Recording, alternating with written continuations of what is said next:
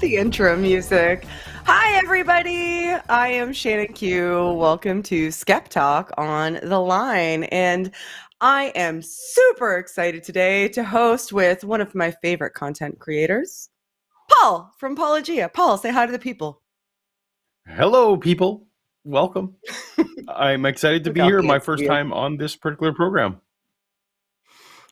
Yeah, it is your first time. I'm really excited. Thank you for joining with me. I am desperately, secretly in my heart, hoping that somebody calls to ask you about the resurrection. That's all I want for Christmas. That's it. That is just what I want. Or like super chat. Well, if anyone listening thinks that the resurrection happened, call in. Please call. Please call. I'm sure that there's more than a few people who want a piece of you. There has to be. The lines are open. You guys can call in, and we're excited to take your calls. We've already got a few on the line, but before we start to take them, I wanted to give Paul an opportunity, just in case anybody is silly enough to be unfamiliar with him, to tell everybody who you are and where they can find you.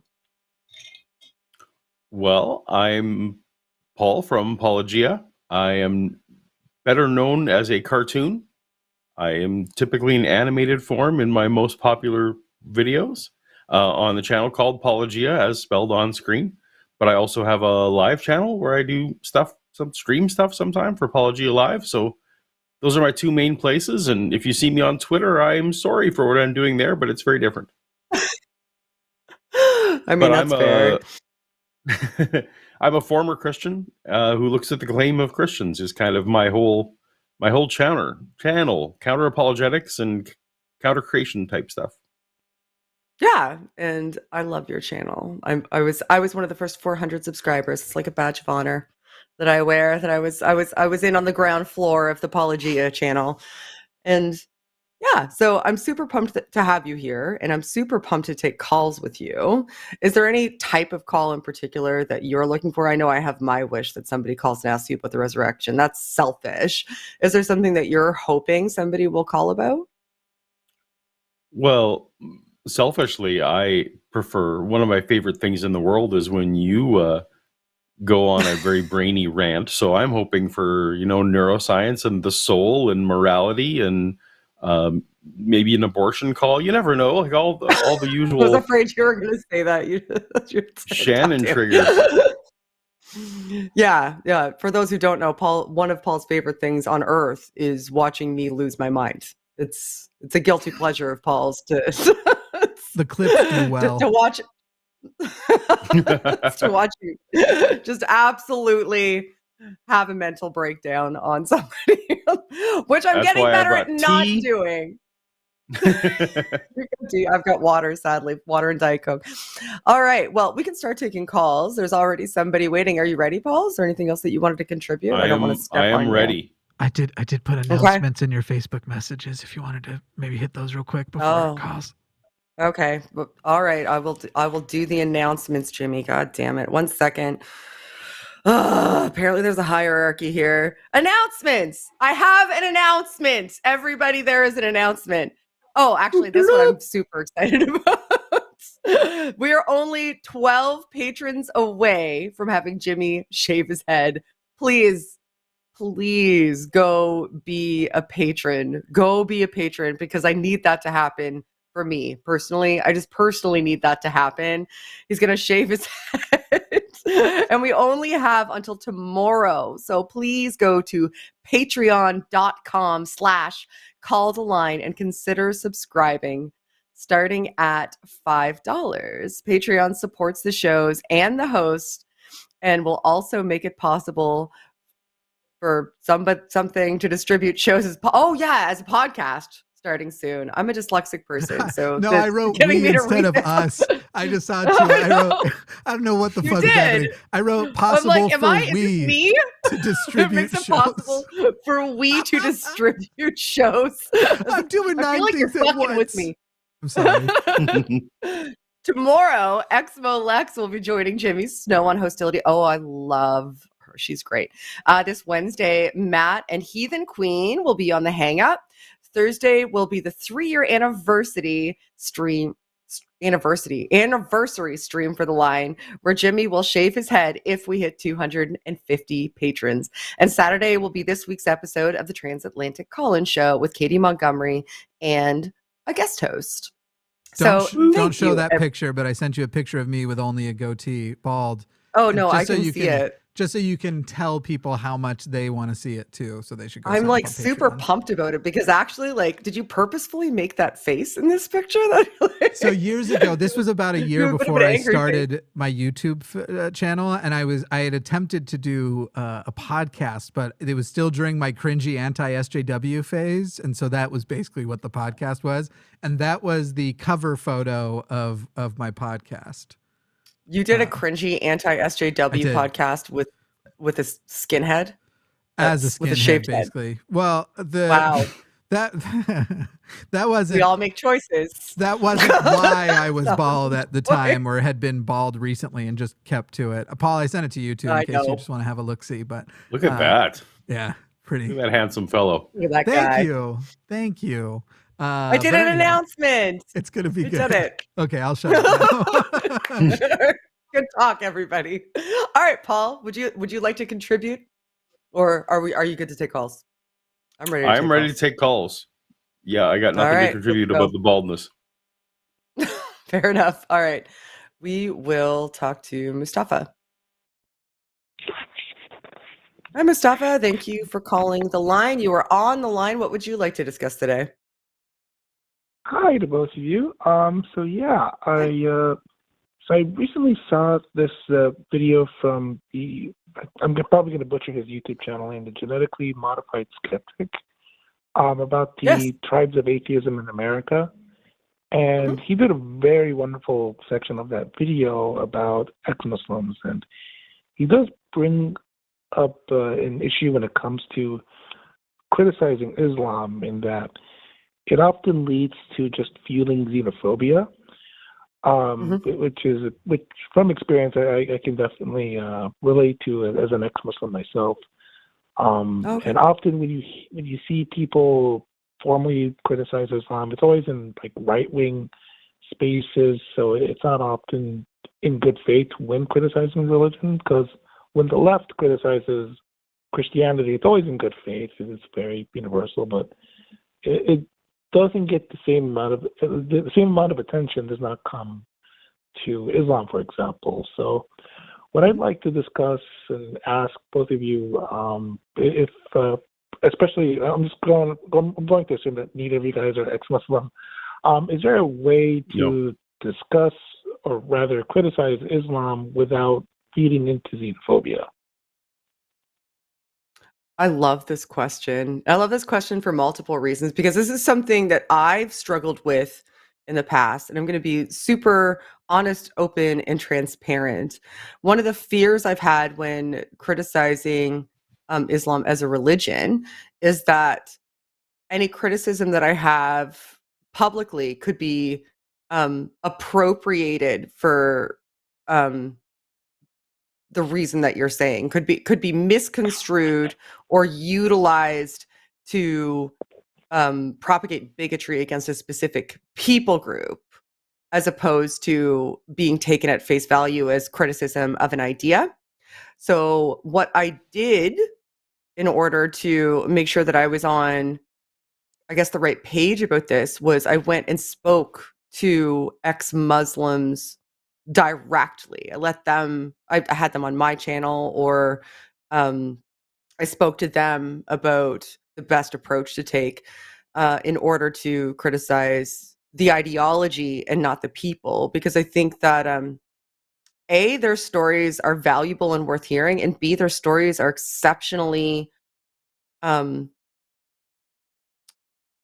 rare to hear in the public forum, and that is a travesty, because they're entirely disenfranchised, because people are so afraid that any criticism of their former religion will be conflated with criticism of a people group.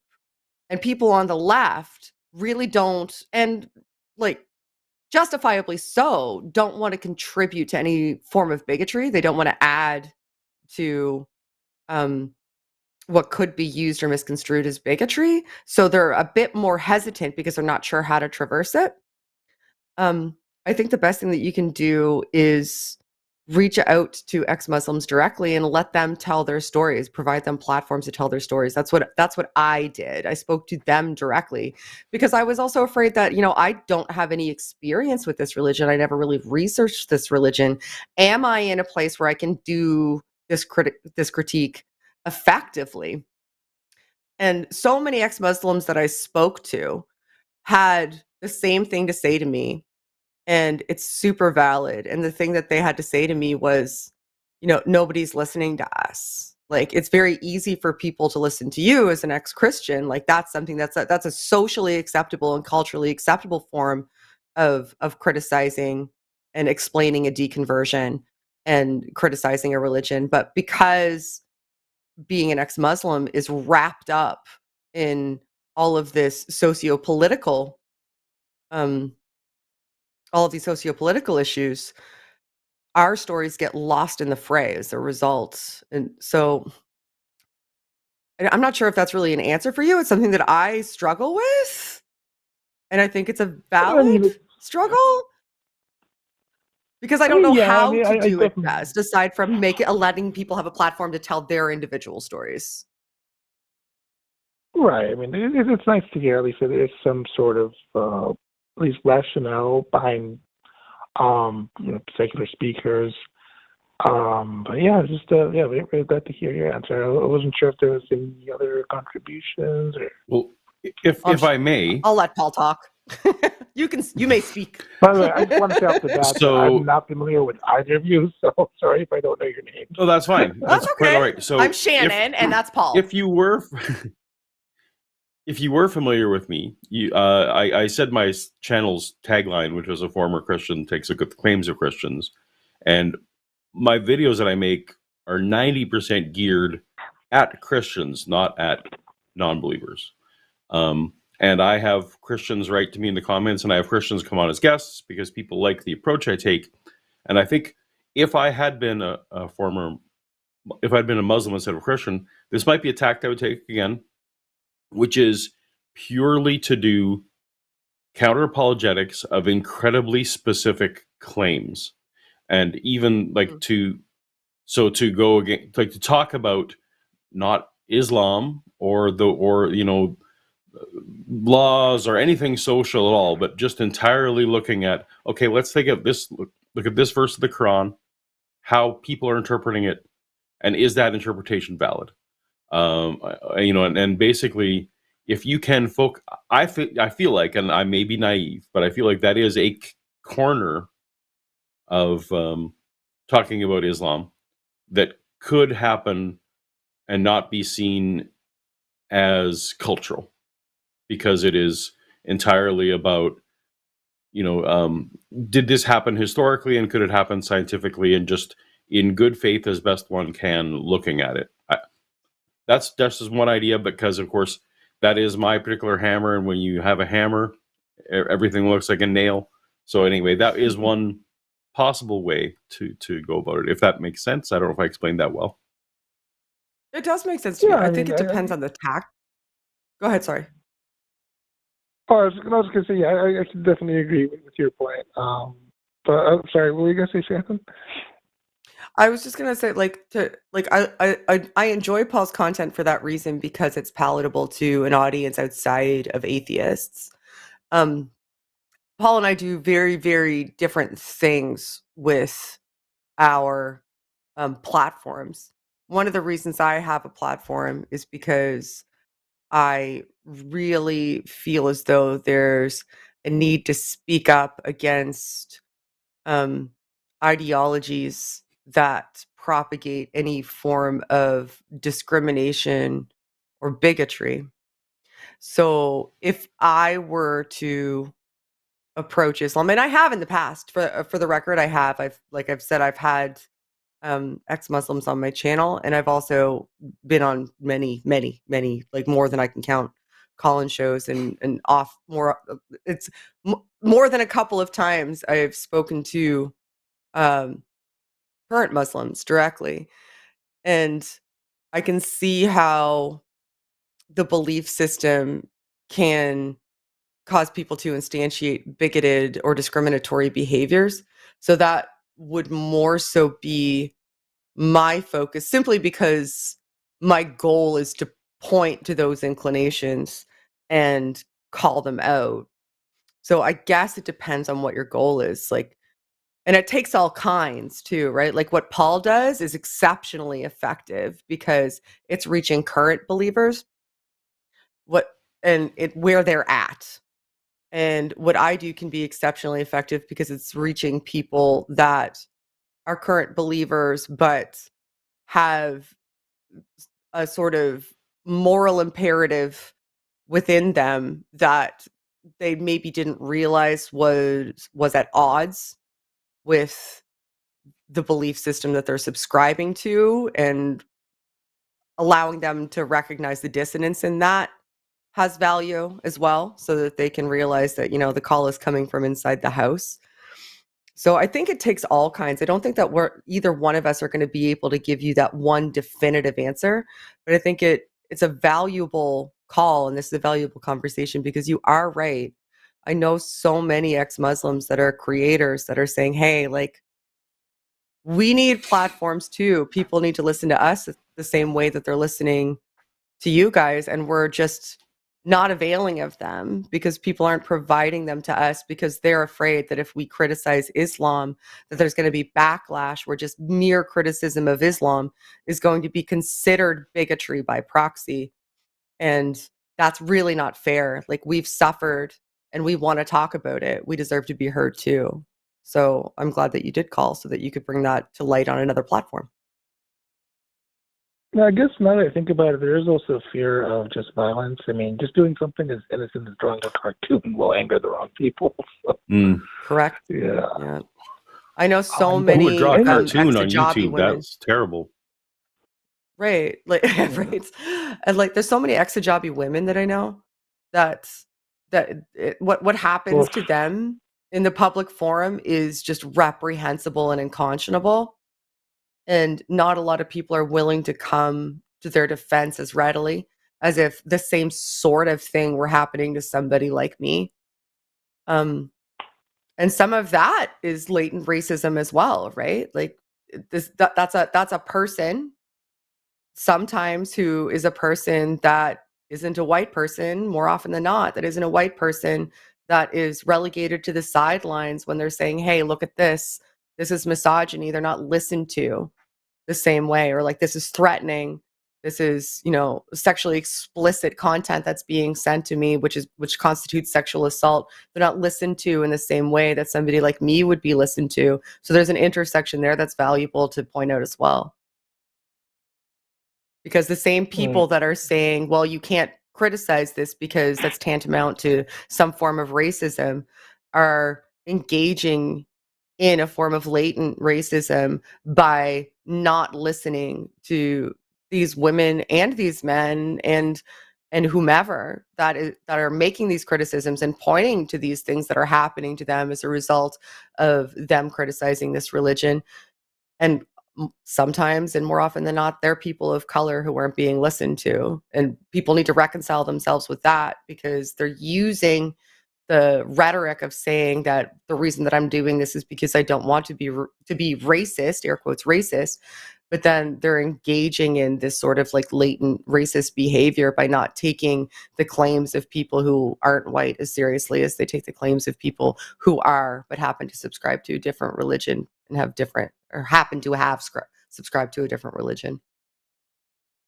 Right. I don't know if that makes sense. Oh, no. Yeah. So people need to reconcile themselves with that. Yeah. So I don't know if that was beneficial or helped. I know it's a difficult topic to traverse. There's nuance there. But I am glad you called. I definitely appreciate the insight. Yeah. Because I just want to hear it more from someone who's has no experience whatsoever. So I was really happy to get that from you guys. Also make an effort to check out your content individually now that I know your names. Well, thank you. I'm Shannon Q, and he is Paulogia. So it was very nice to talk to you, Mustafa. Thank you for giving us a call. We have now a laundry list of people waiting to talk to us. So thank you very much for calling, and I hope you have the best rest of your day. See you later. Bye. Night. Oh, that sounded almost Midwestern. You betcha. It was Minnesota. You betcha. That was great. All right. I like that call because that's something that a lot of people don't grapple with as much as I think that they should. Because so many ex-Muslims need their voice heard and get relegated to the sidelines, and that's just not the way that it should be. Their stories are just as valid as ours. So yeah, thank you for calling. All right, are you ready for another one? I'm ready. Good, because I'm taking it. Hi, Gina. Hello? You're on the line. What would you like to talk about today? Hi. Hi, Shannon. How are you today? I'm good. How are you? Hello? Okay. Hi. Can you hear me? Oh, okay. Yeah, I can hear you. There's a delay. That's my bad. I should have known better. The reason I'm calling, you say there's no soul, and I agree with you. Okay. I mean, I'm an atheist, and I don't believe in all that other crap. But I sort of feel like there's something like, could it be our energy that when we die that we, exude? You know what I'm saying? I mean, I understand the concept of no soul. I understand the idea that, there's not that other entity in our bodies that relates to the brain. I've listened to you explain it, and I love listening to you sometimes. I feel so informed when you're done. But I just sometimes feel like there's just something else.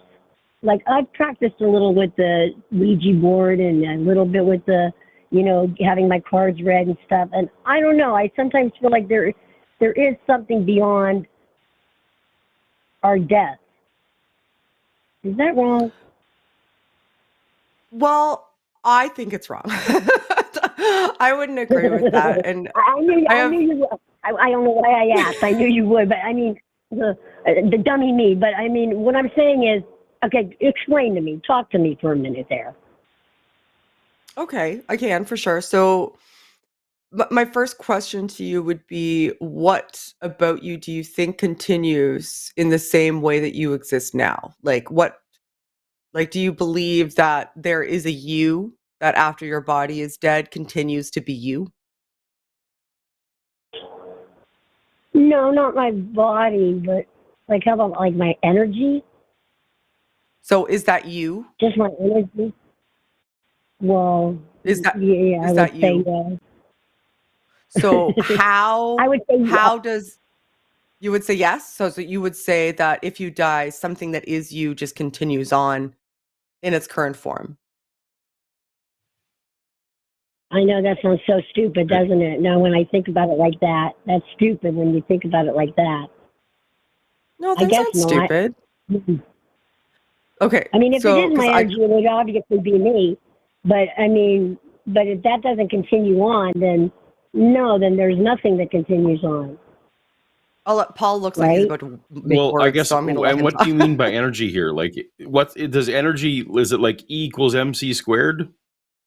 Energy, is that what you mean? Like literally? Well, I don't know. Well, energy, no, I mean, or do you mean like a vibe? Your energy. Don't you lose isn't there something that your body loses something when it dies? And Oh, stuff? don't say 21 grams. Oh, that's been debunked. Please don't say 21 grams. Oh, it's been debunked. That was a really. I actually did a TikTok on how debunked that is, because it was frustrating me so much that people kept reporting it. And it's just not the case. The guy, I can't remember the exact details. I'd have to find the TikTok. It's been a year or two since I did it. But the study that was done in the early 1900s of this guy that was measuring people, that died at the point of death. There was just one of the several people he measured that lost 21 grams. The rest of them either gained or lost a little bit, not that much. It was just one, if I remember correctly.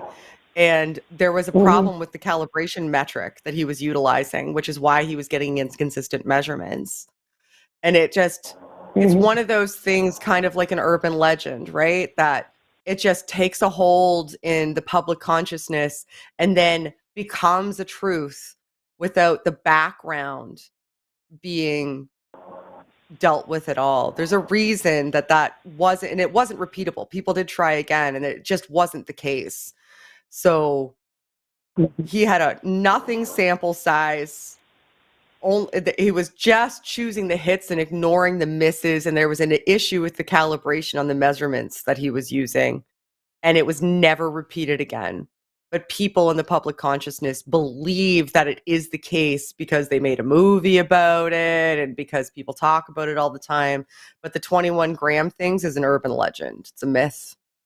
And we were looking for something to hold on to say there is something in order to justify the fact that there is nothing. Something like that is what you're saying. And even if it was true, like even if it was true that you lost 21 grams, are you saying that energy, like your energy, whatever that means, like your soul has a weight? Like, so it has a physical mass? That seems odd to me as well. I tend to think that, I feel like I must have been high then when I did. Because I feel like, there were times like I've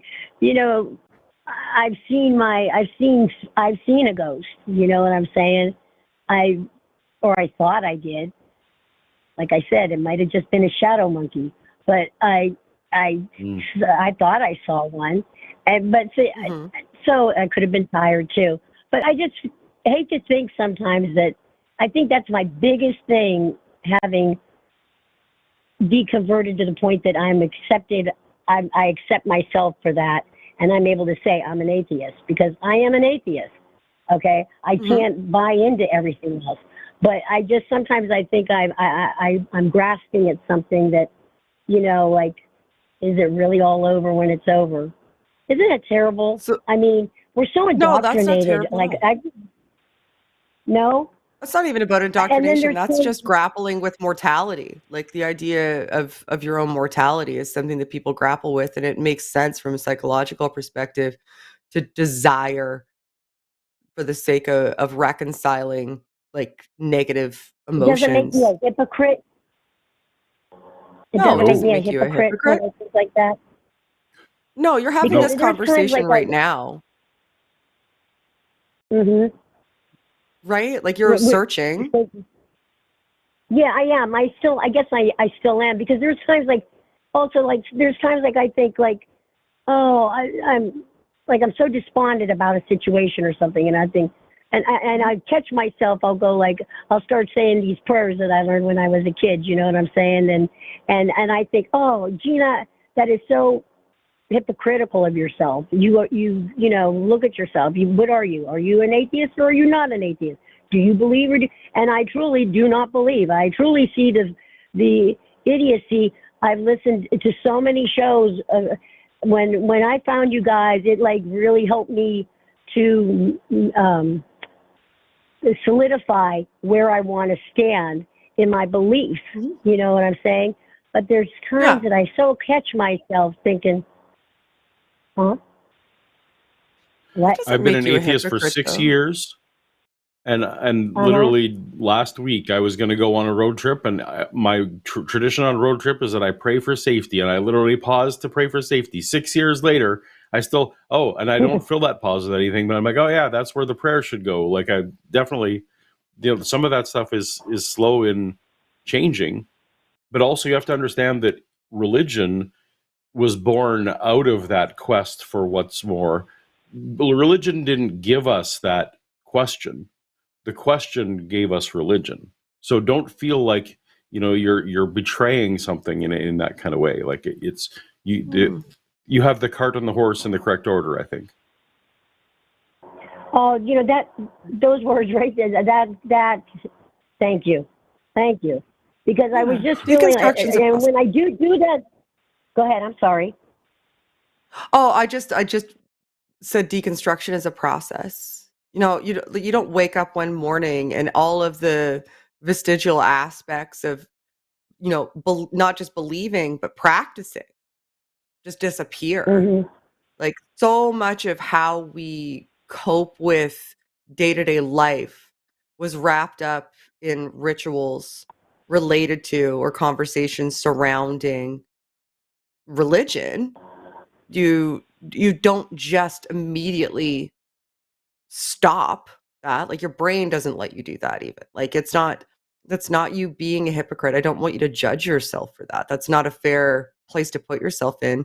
You should be able to exist in those moments and explore what they actually mean so that you can work your way through them and find constructive and new ways to be able to reconcile and explore all of the aspects of your life where religion injected itself that you may not even have realized until it comes up in the moment. It's not you being a hypocrite. That's you going through a process that so many of us have gone through that you're entitled to have. Well, you know, I was with somebody for 23 years till he passed away, and the love of my life. I met him when I was, you know, my first one, and we would talk about everything from the sun to the moon to the. He thought the world was flat and rocked back and forth. Wanted to kill him, anyhow. But seriously, and I wanted to just I wanted to strangle him sometimes, but. When he passed away, I don't think I realized just how much his concept was like, oh, God's my cat. That's what he would say. God's my cat. He was true hippie. God's my cat. And I would say, you're nuts. You're just nuts. Because at that point I was raised a Catholic and the whole bit, but I never felt that connection, and I never felt that it was real. I don't know. But so the older you get, the more you're able to come into your own thinking, and and we would talk about everything. And then when he died, I would get so despondent. I've been like for 10 years now. Sometimes I get so despondent, and then the only thing I've been trying to work on and changing is it's not about anything else helping me. It's about me helping myself, and that's why sometimes I feel like maybe when I go through those moments, I just feel weakened.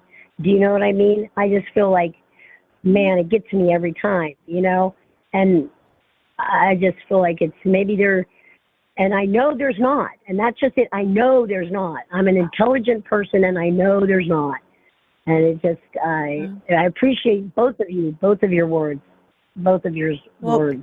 Thank you. I appreciate you calling. And the way I look at it, one last thing, and then no problem. The way I look at it, and I've suffered a fair amount of loss since my deconversion. I know you have. And one of the ways that I look at it is, in the past, I've been instilled with inappropriate and ineffective coping mechanisms. I have been taught that I can use religion as a coping mechanism when in fact it isn't a coping mechanism. At best, it's kind of a Band-Aid. It's a way to placate myself temporarily, and I can keep doing that on rinse and repeat. And feel supported by a community around me that's doing the same thing and telling me that that's the right thing to do. But in fact, I wasn't given actual ideas about what a coping mechanism really is. Like, not even a mechanism, what coping really is. And now I'm very, very lucky that I can recognize that this was just some form of temporary placation that wasn't actually dealing with an underlying issue. And instead now I can push that aside, recognize that it was just a placebo, and deal with the actual facts on the ground. And that's a gift to me, because I have become a far more well-rounded person and a healthier person as a result of having that recognition. So I hope that you can come to that point too. And it wasn't an easy road. I didn't wake up like that the day after I stopped believing. It took a while.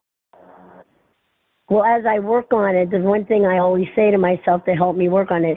Until there's a God that pays my electric bill, you got me messed up, man. It's not happening. We got our bill today, and let me tell you, if there was one, I would. That might do it for me. It's winter in Nova Scotia. Our electric bill was no joke. All right, Gina, I have to let you go because we do have other calls. Thank you so much. Thank you both. You were a delight to chat with. I hope you have a good day. Bye, Gina. You too. I mean that. If God paid the electric bill, I might Yeah. I might convert. You saw the electric bill today. I would. did. By the way, send super chats so we can pay our. I like it. All I right. sent a note on Facebook. Oh gosh, Jimmy, why do you constantly get me to multitask? You know I'm not good at it. Just don't know the right. Everybody right. wants a different location for their like during the show notes, and I never know who wants what where. Okay, so here I have an announcement. Here is my announcement. And actually, this is a valuable announcement. This one I'm not upset about. This one I'm glad that I got. I literally was going to read the words after this call. This is why I am not the person. You should have sent these to Paul. After this call. Thank you, Dragon, for call screening. Thank you for legitimately, seriously. Thank you for all of the tireless effort that the screeners do. Thank you, thank you, thank you. And thank you, Ilya, and I Got Cookies, and Dylan, and all of the other mods who are here tonight in the live chat. Thank you, thank you, thank you, thank you, thank you. Thank you. Thank you, thank you, thank you. I love this announcement. I'm really sorry that I was being a diva about it because I hate reading things live because it makes me insecure. My bad. All right. I'm going to take another call. Paul, are you ready? I'm ready. You look ready. I'm going to stop asking you. I'm just going to do it. Just like in our real life. Hi, Fabio. You're on the line. What would you like to talk about today? Oh, hello. Hey, yeah. Thanks for taking my call. Happy to. Yeah, so I guess I just wanted to. Yeah, sure. So I guess I just wanted to talk about bigotry. And I guess that this word gets used a lot nowadays, and I'm not really sure what it means exactly or when people use it. And it's highly possible that I am a bigot because I'm conservative, and so I guess I just wanted to really know what would make me a bigot. For I guess Can you my define beliefs. the word bigotry for me as you understand it?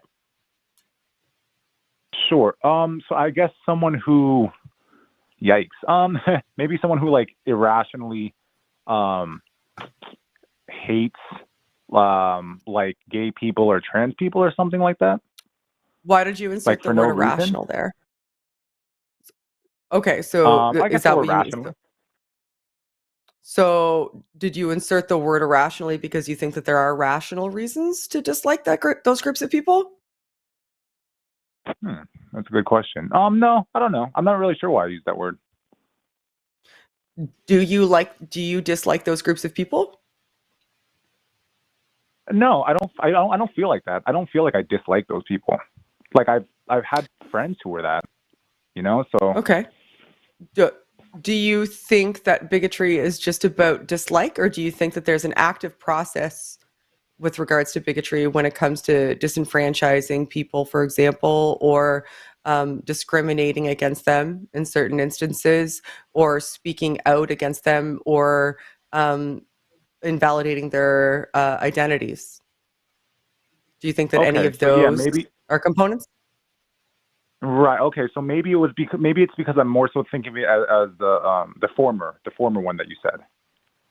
Right. So do you think bigotry is just not liking people for who they are? Yeah, I think that's my view of bigotry. So your view is actually more broad then, right? So your view, my view has aspects of active process to it. Your view is more broad. Mm-hmm. So your view is just mental, it's conceptual. So your view of bigotry is I dislike this group of people because of their membership to X group. Is that fair to say? Sure. Yeah, I guess so. Okay. So what makes you think that you might be a bigot? Sure. So I guess that I think that how America has been traditionally should be more so I guess heteronormativity, for instance. I think that should be what's promoted or encouraged the most in society.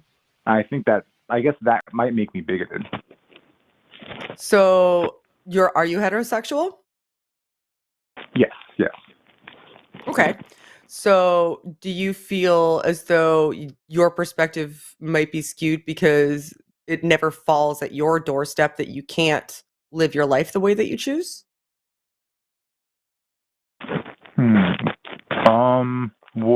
What do you mean?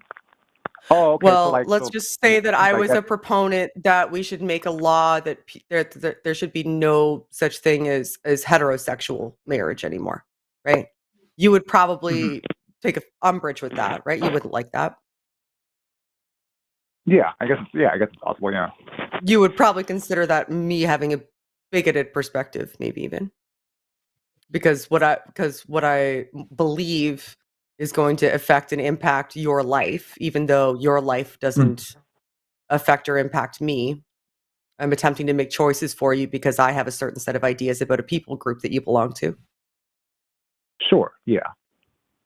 Okay. So why do you think that it would be okay to do the opposite and say that same-sex people um, can't have relationships with one another or be married? Oh, well, I guess I just think that heteronormativity is like the optimal mode of being for society, I guess for most people. And I think that maybe like that would be what's best if it's promoted. So you think that it would be best for everybody to be heterosexual because I why? mean, sure. No, I mean, maybe not everybody, but I guess just as much as possible, just for like, I guess, reproduction of our species, you know, the country, like just having Do you the think that optimal mode of there's being a for raising danger children and stuff. of do you think that if it is acceptable for people to be in same-sex relationships, that heterosexual people will choose to be in same-sex relationships instead of heterosexual relationships, and that we'll stop procreating? I think that when it comes to like sexual identity, I guess I think that this stuff is malleable, especially like when we're younger and stuff like that. And so I think that if it's encouraged and promoted a lot in society, I think that yeah, I definitely can like alter people's sexual preferences, or at least I think. I guess that's the way that I So perceive you things. think that I could convince you to be gay if I Well, tried hard no, enough? like I said, I think it's more so like with younger people. I think that maybe there might be So if other I things had too. Like spoken to you as a child, I could have convinced you to be gay. well, I think that it is possible that like for instance, if I was like if I had gone through like emotional abuse or like even physical abuse, I think that there are people who are more susceptible to like just influence in Do general. you So think like yeah, people I are guess I do same-sex think that it is attracted possible too. because of emotional or physical abuse? Do you think that's the reason? I think that sometimes that could be the reason.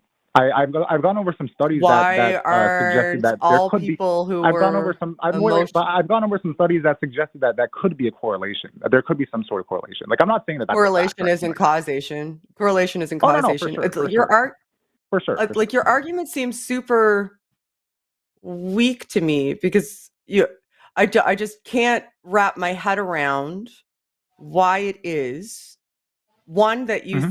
because you've already conceded that you don't think that everybody's going to be heterosexual. So I'm assuming that that means that you know that the inclination towards homosexuality or same-sex attraction, because for example, I'm bisexual, so I'm attracted to both men and women, Hmm. right? I'm in a hetero-passing Okay. relationship, Yeah.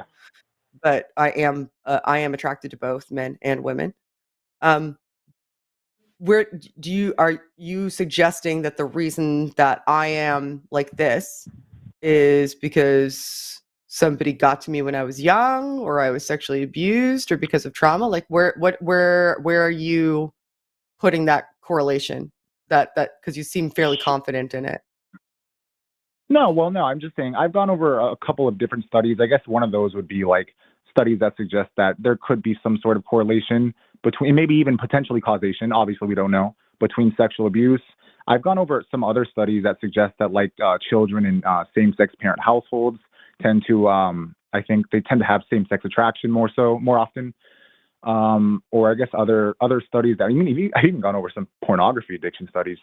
But I mean, yeah, no, I guess my general Ugh. thoughts is that like socializations in different ways and environmental factors. I think there was even some study that suggested that So some particular you think type of sexuality prenatal is hormone exposure. malleable?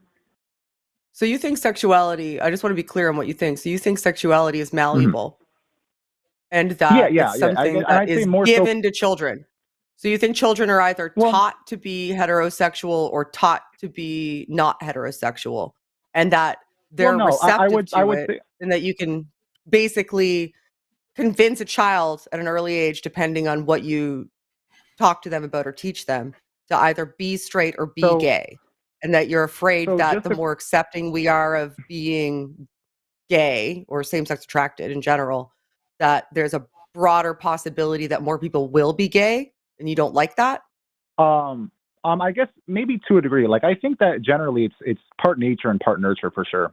I think that most people probably have like a inclination to be heterosexual just because like that's the way that our species reproduces.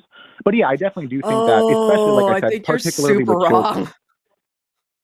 So yeah, I think you're super wrong about that. Like, and I can speak from personal experience. Particularly with children, like I was saying, yeah, I do think that.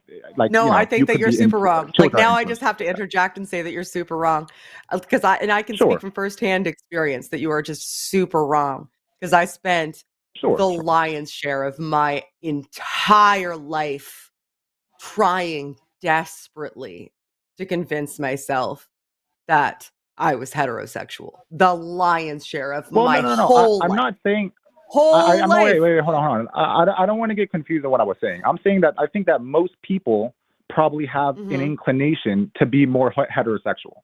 I'm not. That's not. I think you're right. I think on Matt, like if you look at the population, that pans out. Most people are heterosexual, right? Most people are heterosexual.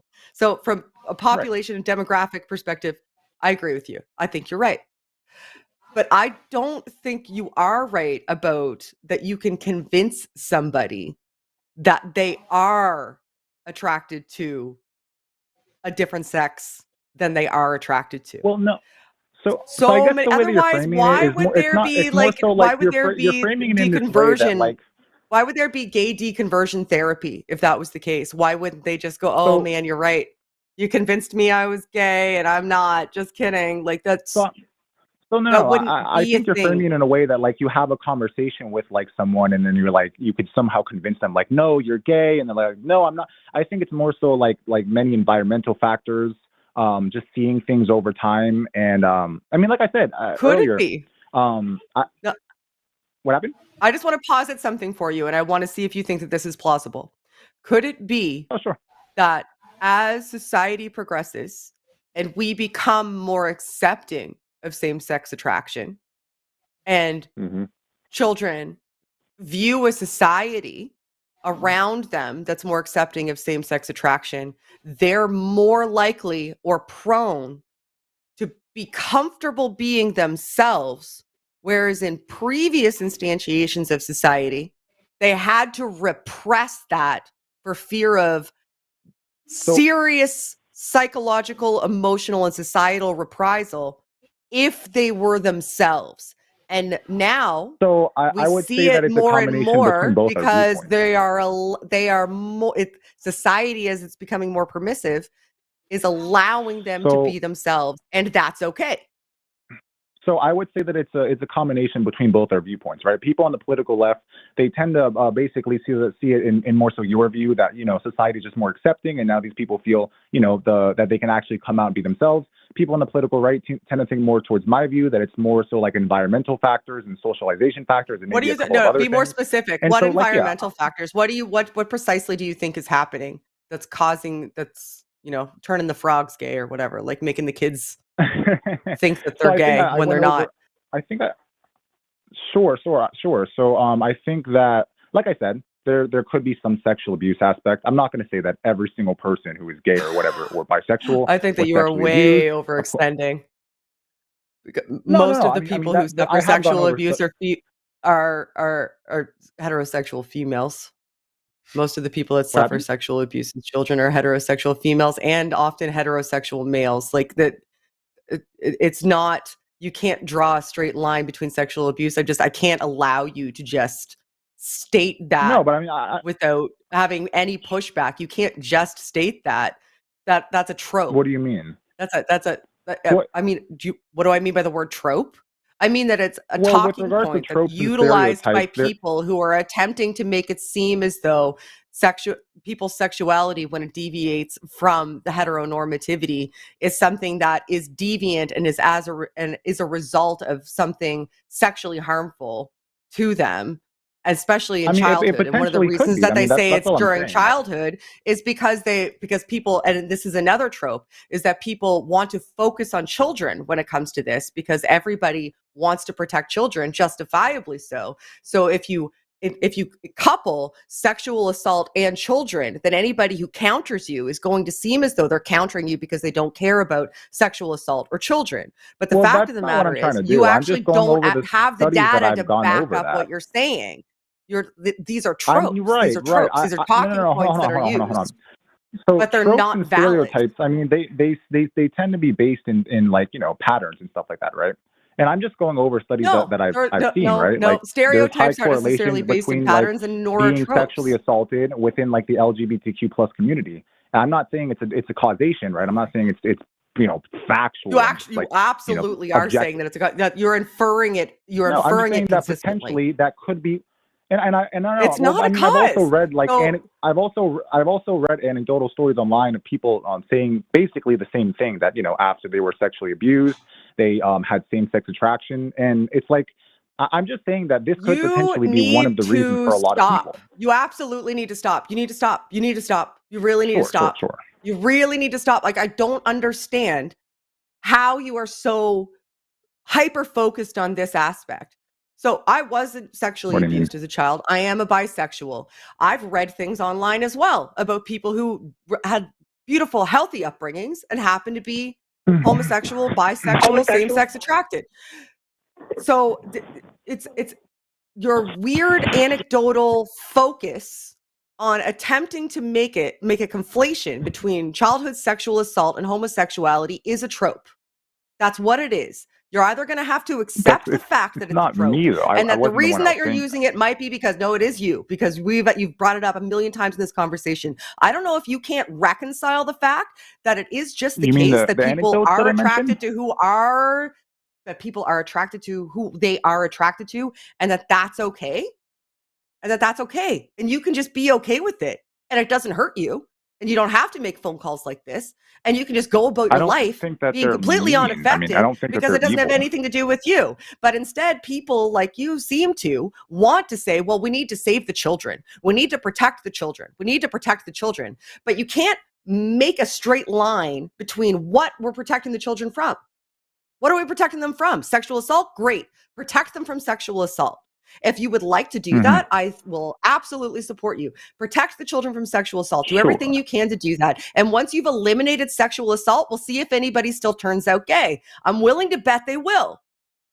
I'm willing to bet if you eliminate sexual assault from the entirety of the universe, and that no child is ever sexually assaulted again, good, great, fantastic, I'm on that team, you'll still find out that people are gay. Because the two aren't related. I don't think that that's. I mean, I don't think that that's necessarily the only thing. I think that it is possible that there are people that are born that way. I didn't say that that's not possible. Okay, great. So why is it that you think that that's not okay? So you've accepted that people are born that way. People are born that way. Yeah, I mean, I never. Why is that not okay? There could be some people that are. Why is that not okay? Why is it not okay that people are born that way? It's not that it's not okay. I just think that. It's like I said, I think that the optimal mode of being is heteronormativity, right? Like I for said, you, why do you get to choose that for other people? They don't get to choose for you. No. I'm saying that, like, for the reproduction of the species, and like, for raising children and stuff like that. For, and like, again, families, the raising children, you're just flat wrong. People are raised in very, very, very happy same-sex households. That happens all the time. That's just the case. It's happening more and more, and it is the case. But when it comes to the heterosexual is the best way to raise kids, the heteronormativity is the best way to raise kids, the data doesn't parse that out. That's just not the case. But also, you don't get to decide for other people the same way that they don't get to decide for you. I brought it up initially. I said, what, nobody's allowed to have a same-sex marriage, that's not acceptable to you. And if somebody does have a same-sex marriage, it doesn't affect you. So I don't understand why you care. Well, wait. What do you mean by children in same-sex parent households? I mean, I'm pretty sure that children like with raised in like mother and father households, they do better like on virtually every metric, right? It's just absolutely not the I mean, case. from what I understood.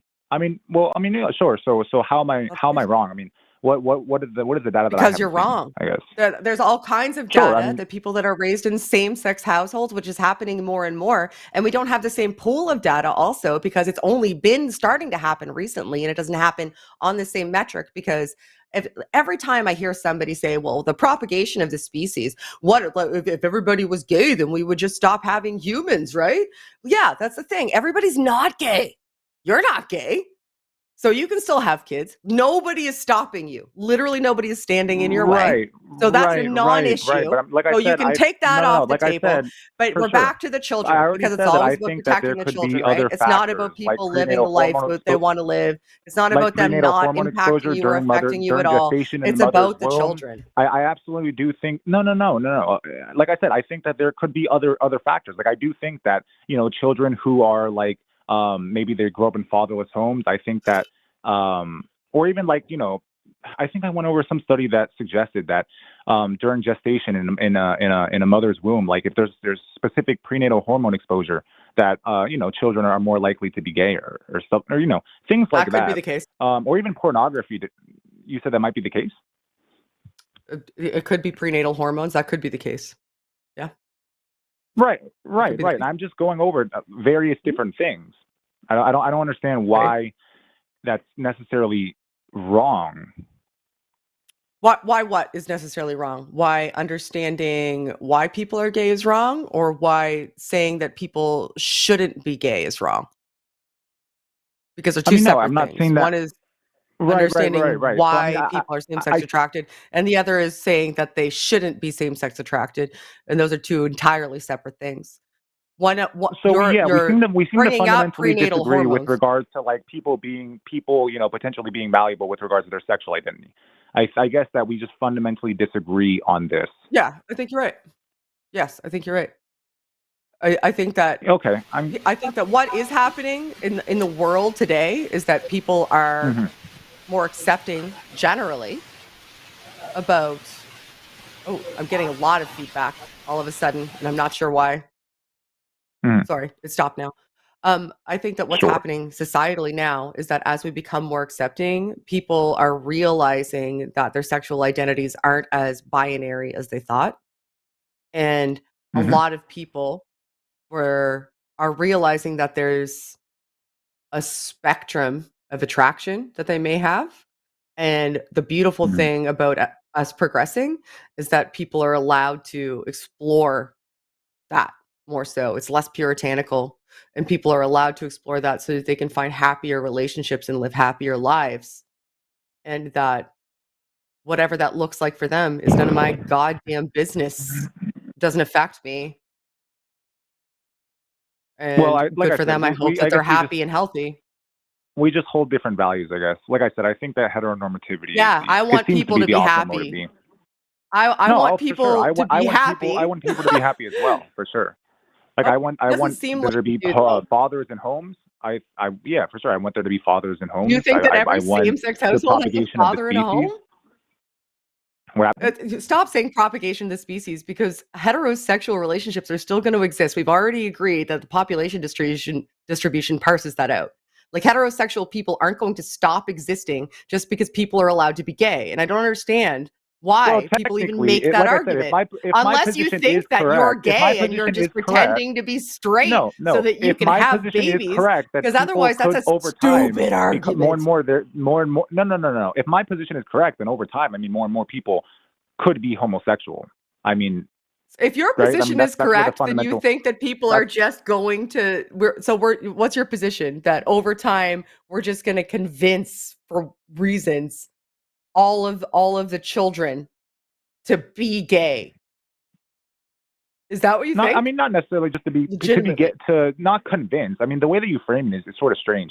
That just more and more people, as a consequence of many different factors, could be more gay or bisexual, and just there would be less reproduction. So if they're not being convinced, are you saying that just by population, most people are gay? and they're just suppressing it because of the way society is. And if we become more permissive, then they will be gay, because it's got to be one of the two. It's got to be either we're indoctrinating people into being gay, or they are gay and we shouldn't let them be, because otherwise society will stop existing because we won't have babies anymore. What I was just pointing out when you said convince, like I just don't think it's like a conversation. You sit someone down and you like convince them. That's all I was pushing. Okay, back on indoctrinate then. Indoctrinate. We'll use indoctrinate instead if that's a word that's more palatable to indoctrinate? you. Yeah, so we're indoctrinating people into being gay. No, not really indoctrinating. I don't know if that's the correct So how word. are we getting the people gay then? How are we getting the people? How are we convincing them they're gay? I don't know. When you say convince, it almost implies that like that's specifically what someone's like. There's motivation to do something. What word would you use then in your paradigm, in your theory, when people where over time people are going to become gay and then humanity is going to go extinct? How is that going to happen? How are the people going to get gay? I think that it's just like socialize, I guess. So we're going to socialize people into being gay. That just seems like semantics. I mean, partially, to me. like I said, partially. Like I said, I've gone over different studies, so I mean, that's not the only thing. I think we have like a bunch more calls. I could talk about this for hours. Sure. I think you're dramatically wrong. You're just really wrong on a multitude of levels. And I hope that you because I still, I'm going to come back to this again. I don't know why you care. Humanity's not going to go extinct. I promise you, if we let people be gay and leave them the fuck alone.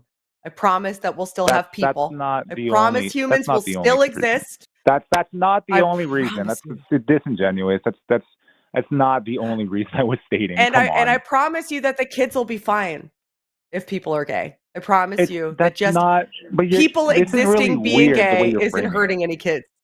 No, it's not. That's not what I was saying. Really. That's not what I was saying, though. Come on. That's not what I was saying. No, you're saying that the kids are better off and society is better off if people aren't gay, and that we're socializing people into being gay somehow, but that's not indoctrinating or convincing. And if we do that, then that's bad for society. And also, we may not have kids anymore because more people will end up being gay if we socialize them that way. Those are your consequences. Those are the stakes that you put on the table, and both of them failed.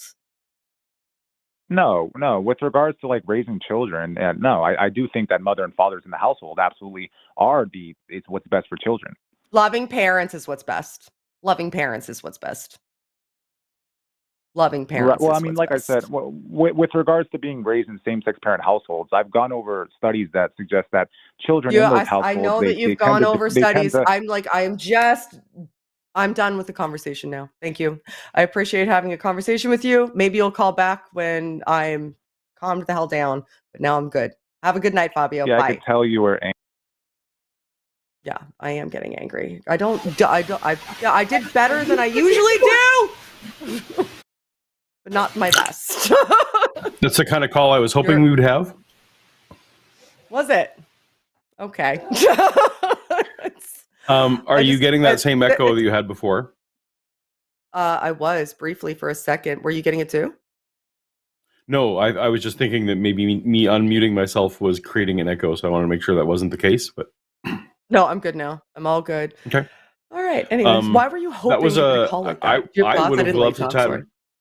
I would have loved to chat with him about. He seemed to be concerned that this was a marketing issue, and he was concerned where the marketing dollars were being spent.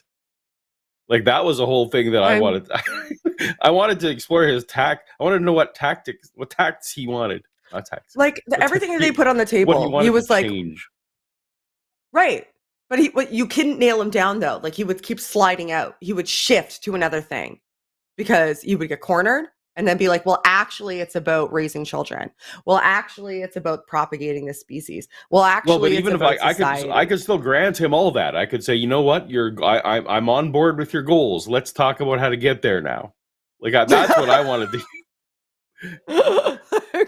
What do you think we should do? Oh my gosh, it never ceases to amaze me, and it's always. Well, we need to protect the children because they know that that everybody wants to protect. Obviously, everybody wants to protect children. So if you frame it that way, anything that you say automatically becomes you not caring about children and them caring about children, and that makes them more virtuous than you. It's always about the children, which is why it's a trope.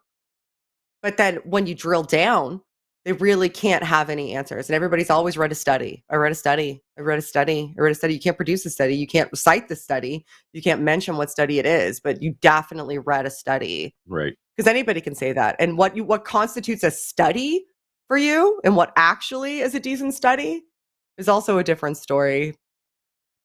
Anyway. And I'm very firmly on team. We got too many people as it is. So let's if people have fewer kids, like I sign me up for that. That's fine. Yeah, that would never make sense to me. Well, if everybody could be gay, then they would, and then we would just go extinct. I'm like, well, could you just be gay? No, not me. No, definitely not me. I wouldn't just be gay. But that's because they didn't socialize me that way when I was a kid. Anyway, whatever. Anyway, all good. Let's take one more call. We'll talk Look to at line Will. 4. Thank you. Okay, we'll talk to Will. I'm trying to talk to Will. Hi, Will. You're on the line. What would you like to talk about today? Yeah, hi. Thanks so much for having me. I was actually had a question for Paulogia, and I should say that I'm a fan of your show, Paulogia, even though I'm a Christian. I really do enjoy and appreciate your show. Well, thank you. For sure. I do want to challenge one of your arguments, though, that I think is invalid. And my goal with this call is that you would agree that just this one argument is invalid and that you would stop using it. And the argument, which a lot of your followers will be familiar with, is when you say, "For the Bible tells me so," and you play the jingle. Mm-hmm. So that's awesome. Sorry. Oh, sorry. What's so funny? No, just the people getting angry at him about the jingle. I don't know if you know this, but Paulogia and I live in the same house. So I hear a lot about people disliking the "For the Bible tells me so" ice cream truck jingle. So I was just anyway, I'm going to thinking that was going to be the case. But yes, go ahead, Will. Sorry, I didn't mean to derail it. I'll mute myself. No problem. So the first problem with the argument is that it assumes that the Bible is a single historical resource, which is not the case. The Bible is a collection of historical documents. Do you think that I'm unaware of that? No, I think you are aware of it, but I want to connect the two together and make a case that it's an invalid. I'm also gonna not say anything, and I will. You let me know when you want me to respond. Okay, sounds great. So, and I'll make this quick, but the first problem is that the Bible is not a single resource, and so the argument makes the listeners believe that it is, and so I think that's a problem. And the second problem is that the term Bible means different things to different people. So the Catholics have their own Bible, and they take a collection of ancient historical documents, and they say, this collection is our Bible. The Protestants do the same, but it's different than the Catholics. The Jews have their own. You've got this movement called the King James Only movement, and they've got their own. And so the reality is the Bible is comprised of different ancient historical documents, and referring to an ancient historical document as evidence that you believe something happened is actually a valid argument. So you want to respond to that? Absolutely, I do. I'm very excited. So I have very strict criteria about when I will use "For the Bible tells me so." And that criteria is when the person who's putting forth an argument has a single source. I understand that, for example, Matthew, Mark, and Luke and John are separate documents written by separate people. However, I assume it sounds like you have great Bible knowledge and that you're aware of course, that oftentimes Matthew and Luke are copying directly from Mark. So sometimes, or you have Matthew and Luke that would go back to what some people call Q source, or they, we just don't know the point. But again, when those things are duplicated exactly, those are still single source. There's lots of those things. So I have a very strict criteria on my channel when I use, or the Bible tells me so. It is only when I use it only when there is a single source. So if there's any multiple attestation across Bible books, I won't use it. I will only ever use it, and I would challenge anyone to watch one of my videos and find a place where I've used it where there is multiple attestation.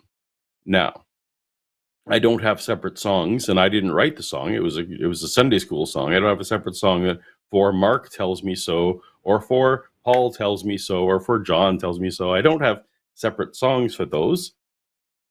But would you agree that my complaint about being a single source, that the expression of "for the Bible tells me so" is a complaint that a person is using a single source? Does that seem reasonable? Yes, I think it's reasonable. I understand where you're coming from, but I think even that's invalid. A single source is a valid argument to something happening. And you know what? That's totally up to the person watching my video to decide whether a single source. What I point out is when it is a single source. I'm not saying because I don't think you'll ever catch me saying because it is single source that it is invalid. I point out when, and this is the thing that drives me crazy about Christian apologists. They like to infer that they have lots of places where this happens, including my video today, for example, where Jeremiah wanted to say, for example, that the disciples were despondent after he wanted to make some argument that this couldn't happen because the disciples were despondent. Well, how do we know that the disciples were despondent? We look and we find the passages, and those are in the Gospels, and there are not separate takes. They are actually still from the same source. They're all still trace back to Mark. There's despondence, and I'm merely pointing out to the kind of Christian that I was that there's one source for that it's not corroborated anywhere else. So I think you would have a point if I ever was saying because it's a single source, it's not valid. And I don't think. Okay. Do you think that's what I've been doing?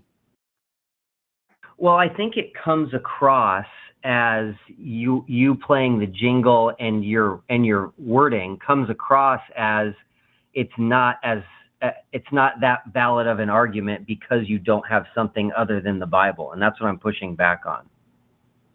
Well, you are catching the spirit of what I'm saying, absolutely, because I need to wake Christians up who probably haven't studied as much as you, and I was one of those people sitting in the pew who was listening to the Frank Turek's of the world and thinking. And the J. Warner Wallaces and the Lee Strobels that, we're talking about all this stuff, and they talk about, there are so many secular sources that talk about Jesus, and there's all that they say these broad sweeping things,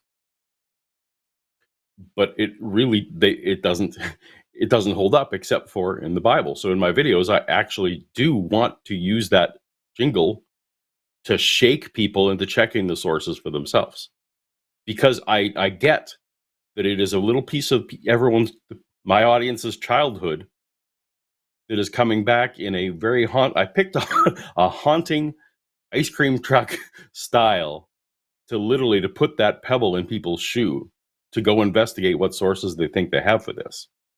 So the fact that you called and are complaining not about the actual argument, but about the tone of it and about what it might mean if people are uncareful, then I feel like you're validating my efforts. Okay, let me give you something to think about, because I think if you painted this in a more honest light, I think it would be helpful for your audience. And so here's what I mean by you that. use the word honest. It's You not use being the word dishonest. honest. That is not cool. I do think you're an honest person, Apologia, and that's why that's actually why I'm calling, is I think you'll actually consider what I have to say. You don't think it's dishonest. You think it's flippant, and there's a difference. You think it's flippant. You don't think it's dishonest based on what you just said. And there is a difference. So you shouldn't frame it as him being dishonest when you're just upset that he's flippant. Sorry, stop again. I do want to hear what Will thinks was, so you use the word dishonest, and I take that word very seriously. So please tell me exactly what, in that sentence, when you just called me less than honest, what specifically? Okay, so what I think you're leaving out, which is crucial here, is that most of ancient history around the time period that we look at the events in the Bible as happening, most of those things that we talk about and put in history books and teach our kids have a single source. And so I think if we are to take your argument and apply it to the rest of ancient history, we pretty much have to throw everything out. And I'll give you an example. I recently discovered... I don't care. No example. If you're done with that point, then I want to respond because I okay. totally... Yeah, please. So my first response is, I do not care how much ancient history we would have to throw out. Don't care. Doesn't matter to me at all. I like, if Caesar didn't cross the Rubicon, my life doesn't change one bit. No law will change. None of my friends will have their whether they can get married or not change. No one will be indoctrinated into believing that science is an evil. Like, do not care. So I didn't want an example because it's just, you're not going to get anywhere with me because I don't care how much of history is kept or not. That said, I absolutely agree that a lot of the things that even I put forth in my videos absolutely have single sources. Like, so for example, did Nero set fires, right? Like that's a great example, I think. Did Nero set fires to Jerusalem and scapegoat Christians? Totally one source for that. And I will normally point out when I talk about that Tacitus is our only source for that, because I don't want people to think that we have lots of sources for that and therefore should be confident. I think every time that any fact in history is put forth, and if it is being put forth in a way that is meaningful to someone's life, we should express how many sources we have for that. So it would not bother me one bit if every time some non-Christian bit of history was taught that we talked about how many sources we had for it. Fine. And because again, I'm never putting forth that a single source makes it invalid, but the number of sources we have should affect the confidence. And my endeavor here is to talk to Christians and say, how much confidence should you have? And multiple attestation, I think you would agree, is a reason to raise confidence, and single attestation is a reason to lower confidence. Would you, if we kind of went more big picture and instead of looking at events, but we looked at just the existence of individuals, would you doubt that an individual such as Nero existed if we only have a single source stating that he existed as a person? Nero, I probably would, because he was purported to be a very important emperor who should have had coins and things like. So I guess it would depend on how much evidence I would expect for a certain people. So, but if you said like, hey, was there a guy named Phil the Butcher who, worked in Miami in a certain year? Like, I wouldn't expect a lot of evidence for Phil the Butcher in Miami. So Nero, I would expect for there to be more than a single source. Was that fair? Yeah, but I do think we do have and so like I think Jesus existed. Like I'm totally on, like, I don't know why we're going to who existed, because I think Jesus, I'm on your team if you think he existed. So okay, yeah, I think that's great, and I think your response to my argument in general was consistent. that you're willing to challenge other, secular history and even throw it out. But I do think, and it'd be cool if I could get someone like you to admit this, I do think if you read encyclopedias and if you read historical books and, things online, you will notice that they state things as historical facts if there's only a single source. And so there does seem to be a double standard when we're looking at Christianity and the Bible versus the other things that happen. Right. I wish that the phrase historical fact didn't exist and that it wasn't used, frankly. Like, so I roll my eyes when I hear the word historical fact or anything. The more historians that I've let enter my life, the more scholars who work in history, like all of them, they colloquially, even amongst themselves, will use historical fact. But if you press them on it for a second, it's like, what that historical fact, what do you think of the percentages? And they're like, oh, like 60%. And this is for like completely non-related Bible things. It's just in that field, they use fact as a thing that they want to build on. It's like, you know what, this is more probable than not, and let's build on that now because we'll try and, use that until we have new evidence that thinks it's probable. So I'm not impressed that an encyclopedia would use the word historical fact, and I don't think anyone should be. No matter, and I'm saying this blanket of maybe it's something that completely supports an opinion I hold dear. That's fine. I still think it's a poor phrase to use.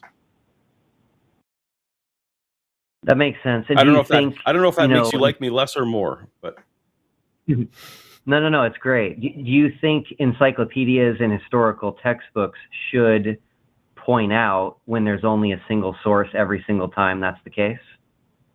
I would be happy if they would.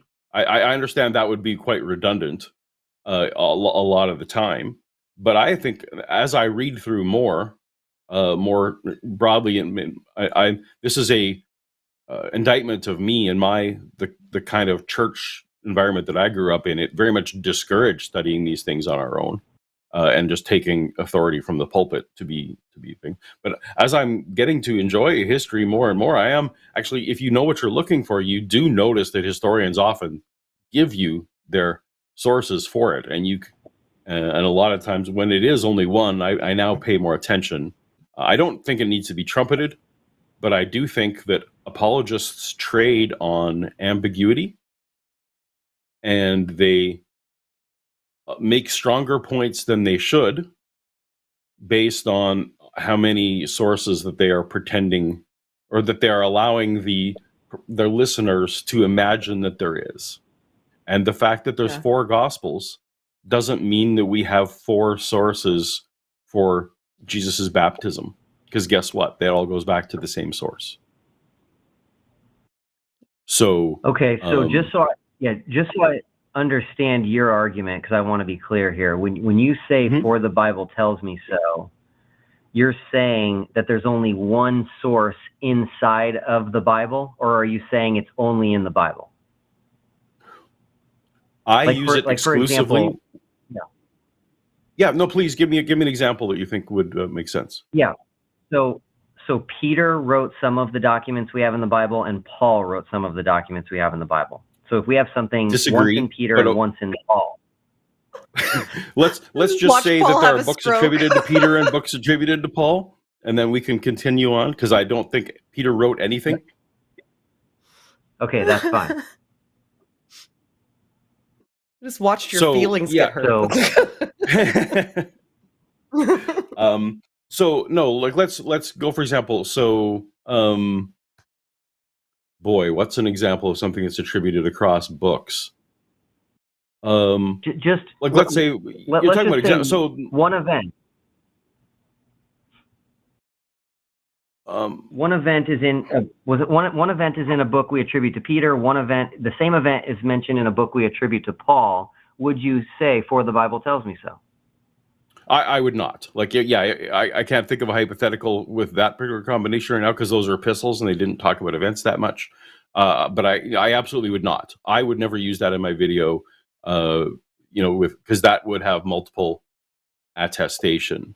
So no, here's a better example. That Jesus had a brother named James.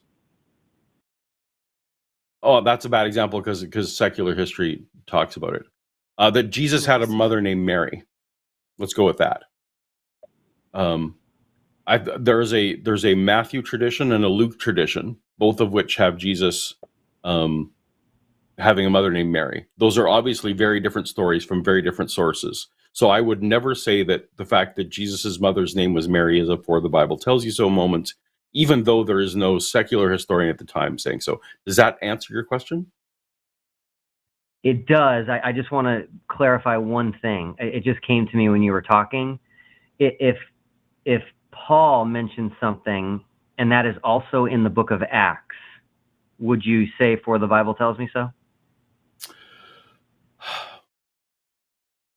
No, I wouldn't. I don't think Paul and Acts overlap so little.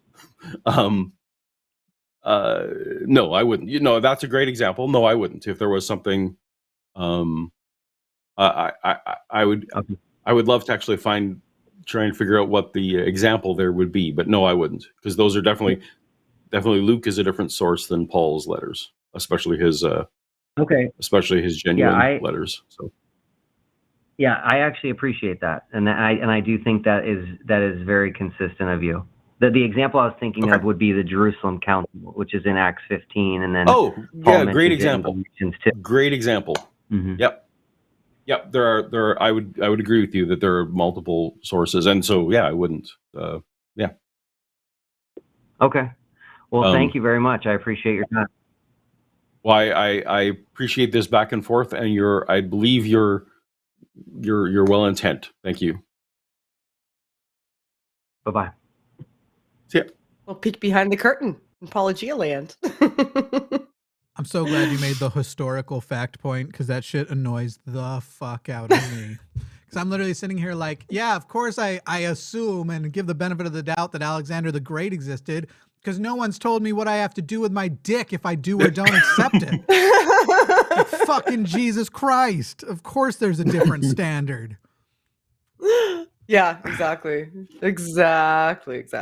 And also a lot of the time when Paul is using it, it's because whoever he's responding to is making it seem as though there's this huge body of evidence for this one thing that they're saying, but it's not the case. There's just this one thing. It looks conspicuously the way it would look if you were doing the whole thing as a giant scam. That's sort of the problem. Oh, gosh, pardon me. Exactly. All right. Y'all want to do some super We're ready chats? for super chats. Can you read them to me, we're Jimmy? done with calls? Okay. I'd be happy to. We're done with calls. We've already hit an hour and a half. Can you believe it? Time flies when you're having fun. Yeah. Wow. Nailed it. Shannon doesn't have what we call forest energy. That's never needing to sleep. Never needing to sleep, never needing to take a breath, the ability to talk forever, which I'm glad is now called forest energy, because before it used to be called Jimmy is annoying energy, and now it's just called forest energy. Oh yeah, like if anybody was tuned in hoping that this was going to go 4.5 hours long, like it usually does, I'm old. Well, I can't do it. Then if you're hoping for 4.5 hours, you better get on those super chats. Yeah, you got to start sending them in. You got to make it worth their while. At some point, it might be that Shannon says, "I'm leaving. You and Paul can do this." But I'm up for 5 or 6 hours. Paul doesn't sleep. I do sleeping sometimes. Paul doesn't do the sleeping. Paul, someone left a comment. I'll this read week. super chats for days. I'm not even kidding. Someone left a comment this week that said, "Nobody who says that they only get 4 to 5 hours of sleep a night is telling the truth. You would die," or something along those lines. And I'm like, "The fuck are you talking about?" Yeah, it's been pretty much 3 decades for me. Yeah. Yeah. Don't get me wrong. I get maybe twice a month I have a crash day where I will sleep like 14 hours, but it's never at the right times or anything. It ruins everything. Also, it's not like I'm out here selling it like, hey, everyone should be like me. I understand it's a problem. We were talking, Forrest and I were talking about, because Forrest sleeps about as bad as I do.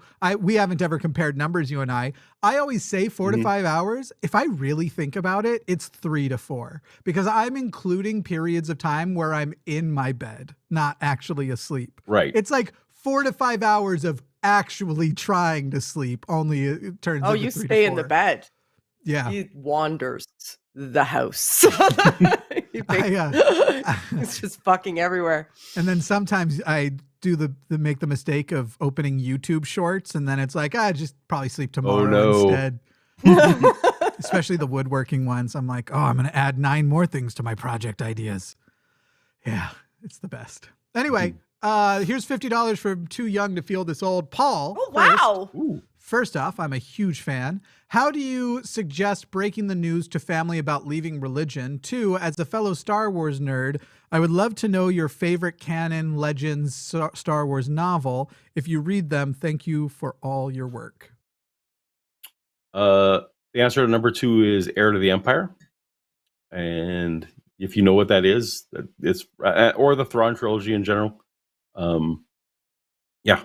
And if you're not a Star Wars nerd, that doesn't matter to you. Number 1, how do you suggest breaking the news to family? You know what? On number 2, sorry, the John Daly Han Solo novels are also great. Man, so many good ones. Okay.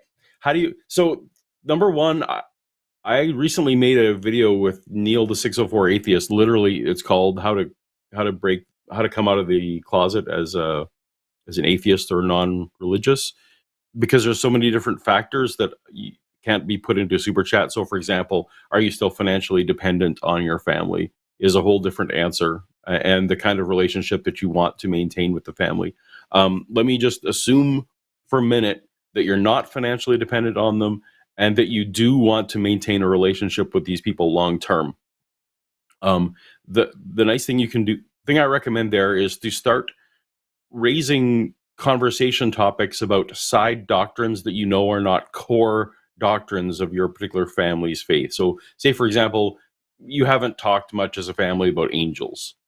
Then maybe bring up, hey, do you think angels are real, or ask some kind of question about angels, and see how much vitriol they put into slight pushback in an area that isn't core to their belief, and that will give you a sense of where they are at about accepting some bigger things. And if that goes okay, you can sort of keep raising those kind of questions, and either then you will become comfortable saying what you are, or maybe they will ask what you are, or over time they will just figure out what you are. That they will figure out that by asking these questions, and then, because it doesn't always need to be a big deal. What needs to be a big deal is that you feel like you are comfortable in your skin, and that you're not living some kind of fake life. It's not super important that everyone knows exactly your doctrine on, every bit of whether supernatural exists or not. So that's, let me try, and that was maybe too long an answer. And if I was Forrest, I'd give you 3 books, but I don't know. And Shannon, did you want to add anything to that? No, I think it's good. I think that your video is a good resource, and Neil's channel in general actually is a good resource.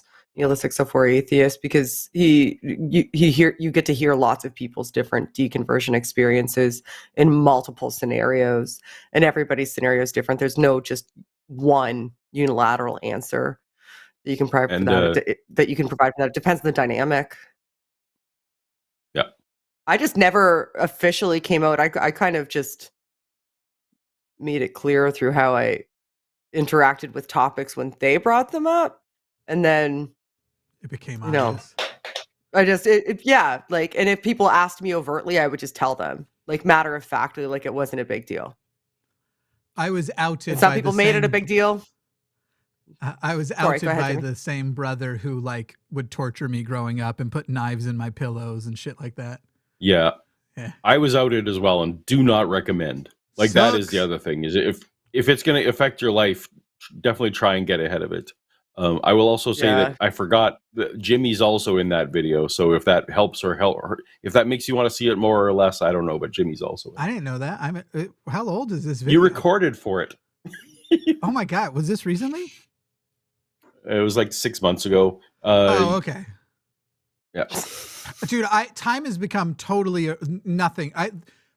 I think some things that happened at the beginning of January happened in the middle of last year, and some things from the middle of last year I thought I did yesterday. Like, it's become nuts. It's insane. This is what you get by always working and never sleeping. So Jimmy, I'll remind you what you said. You helped give to the advice of just take some time to shut up. Oh, fuck yeah. The Yeah. the nice version, my clarification of the shut the fuck up for 4 years. I was Yeah, wondering, yeah. somebody asked on yesterday's show why I said that. And I was like, boy, I've clarified this so many times. Why is it coming up right now? So now I know. Because not everybody sees everything that you say or knows know, the whole that's true. Paul taught me that lesson. So If I sometimes feel like I'm repeating myself. If I can add one bit of advice, I have found it's almost never a mistake to have a compassionate third party, somebody who is on both people's sides, basically, not someone there to help you fight, but somebody who is respected by you and That's good advice. your parents or whoever. It's rarely a mistake. I don't think I've contemplated that before. That's good advice. E. Facilitator. Yeah, well, and my problem is most people, when they say coming out, they're talking about their parents. And I remind everybody that we are basically biologically wired to dismiss our children when we disagree with them because we cleaned their little poopy buttholes once upon a time. It's a built-in thing of where, like, no matter how good, and I feel like one of the greatest evidences of this in the atheist community is how almost none of us successfully deconvert our parents, and yet we help deconvert hundreds and thousands of other people. Because there's just a different we're not barrier. trying because there's a relationship barrier there. Yeah. And I think that the way I would put it is parents inherently don't respect their children's opinion in most cases if they don't want to, if they hit that barrier where it's like, I don't want to accept this, so I can just dismiss it. Yeah, but you're a good parent and you put effort into it. like you put the work into being a good parent. It's not easy and seamless. And that's like, even of good parents, it's rare that well, and I was going to say my parents completely have respected me every minute of the whole time, so I don't have the same. And they're still experience as you Christian. But you don't feel that they're still dismissive of your points of view, just on the No, basis they go that out of their don't way to have listen to understand. it? But My mom started a Twitter account that literally says, and she's still a Christian, it literally says, mother of YouTube star Shannon Q and mother-in-law of YouTube superstar Paula Gia. Paul got a superstar. my dad would do the same thing if he could get away with it because he'd still want the street cred. No, she's that. supportive. Yeah. She's supportive. My dad also can't help but be impressed by the things that I've built because he didn't build shit. And like all of that is separate. All of that is separate from when you're saying like, no, here's this, and they're going, look, I agree with that point, I agree with that point, but I still disagree with you. Okay, why? Because I do. Like, there's still the cause I do level that you can never get past, and it seems to be unique to parent-children relationships. So, yeah, and I guess where I had to get to with because that was just, I think, to the mutual respect of, you know what, we're not going to convert each other. Let's not try. Let's just value the time. Nah, that's horseshit. I'm just kidding. Paul, you've got Forrest energy, don't you? I'm going to have to go get wine or something. Paul's got Forrest energy. I'll read the next, and then while we talk about carrots, if you want to get some wine, you're welcome to. I would love to get some wine. Actually, yeah, I'll do that right now. I'll be back. Cool. Yay, wine. Well, we'll have to wait till she gets back to get her answer on this too. But Lord Joris for €6 asks, what is your favorite vegetable and why are they carrots? Broccoli. Carrots. Oh, nice. Carrots are pretty good. Yeah. I actually, I'm on a snap pea kick though. Like, that's my current go-to. That's your thing. But carrots are solid number 2. That's fine. Mm. Jimmy? Carrots can contribute to a solid number 2 for sure. I actually really dislike most vegetables, except for like herbs and peppers and stuff, though I don't usually like peppers in their whole form. So, but if you were to ask me like what my favorite vegetable is, it's whatever is responsible for Cholula sauce. If you're asking me to pick a vegetable to eat raw or mostly like it's still that vegetable but cooked, yeah, I'd probably pick carrots too because they're the least gross. I love tomatoes, but they're not really a vegetable. Are potatoes a vegetable? Because I love everything. No, they're can do. they're a root. Yeah, so that's tough. Because is there a thing potatoes do badly? Like they don't store long term well. Sure. Okay, that's fine. Fair. But you can grow them on Mars in your poop, so it's not like you have to wait long. That's for true. more, It's true. No, potatoes are incredibly versatile and the basis of poutine. So I thought you were going to just start chugging from the bottle. I was like, this is the best. You don't know me. The Malbec, in case anybody was curious. What's your favorite preparation of broccoli, Shannon?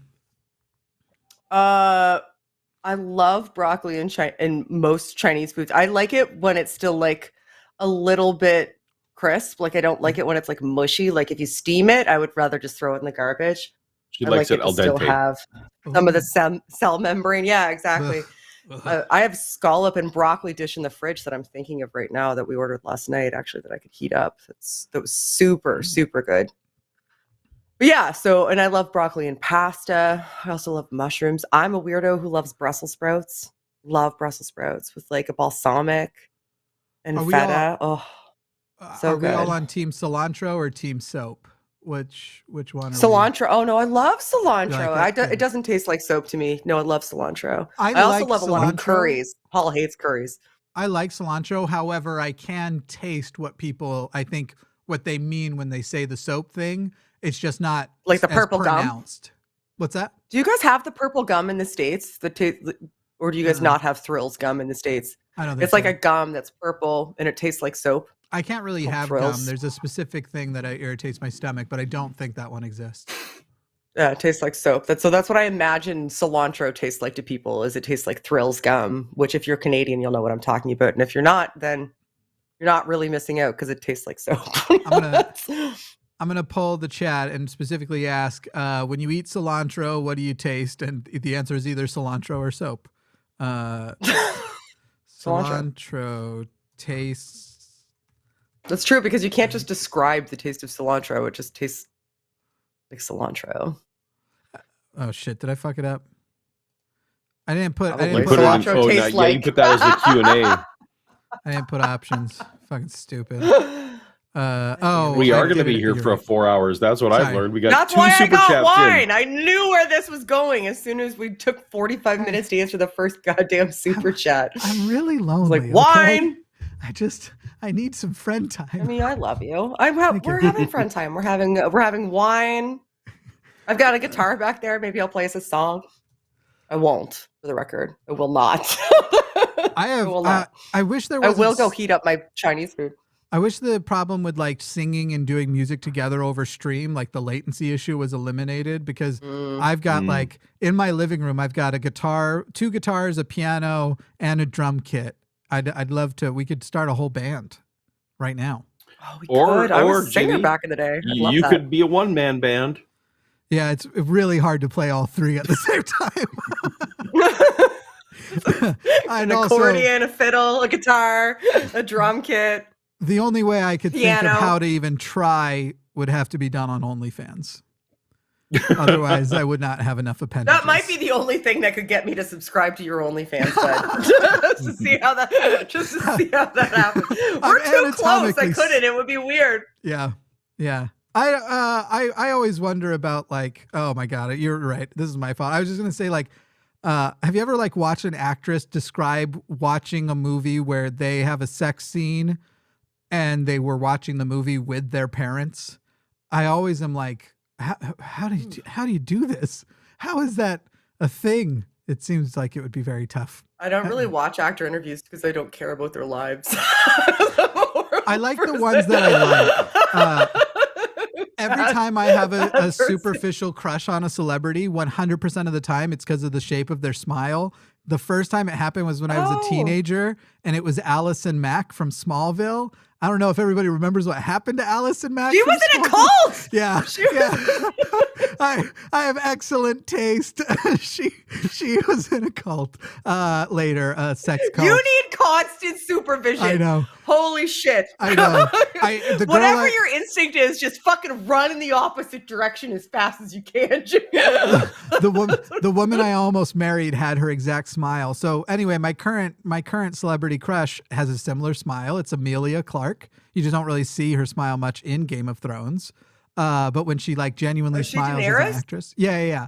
Yeah, and Danny. her like Yeah. she's I got love this her. big smile and her eyes closed when she smiles, and it's just so pretty. It's my favorite smile, and I assume she's gonna join a sex cult. Anyway, $10 from Speed because I'm not Ruined her allowed to life, have Jimmy. nice Oh, things you're happy. every time. Speed Golden Calf says, Paul, what's your favorite brain fact? Shannon, what's your favorite Star Wars fact? Oh my God. That's hilarious. Oh God. I can't wait for this. Who's going to surprise who here?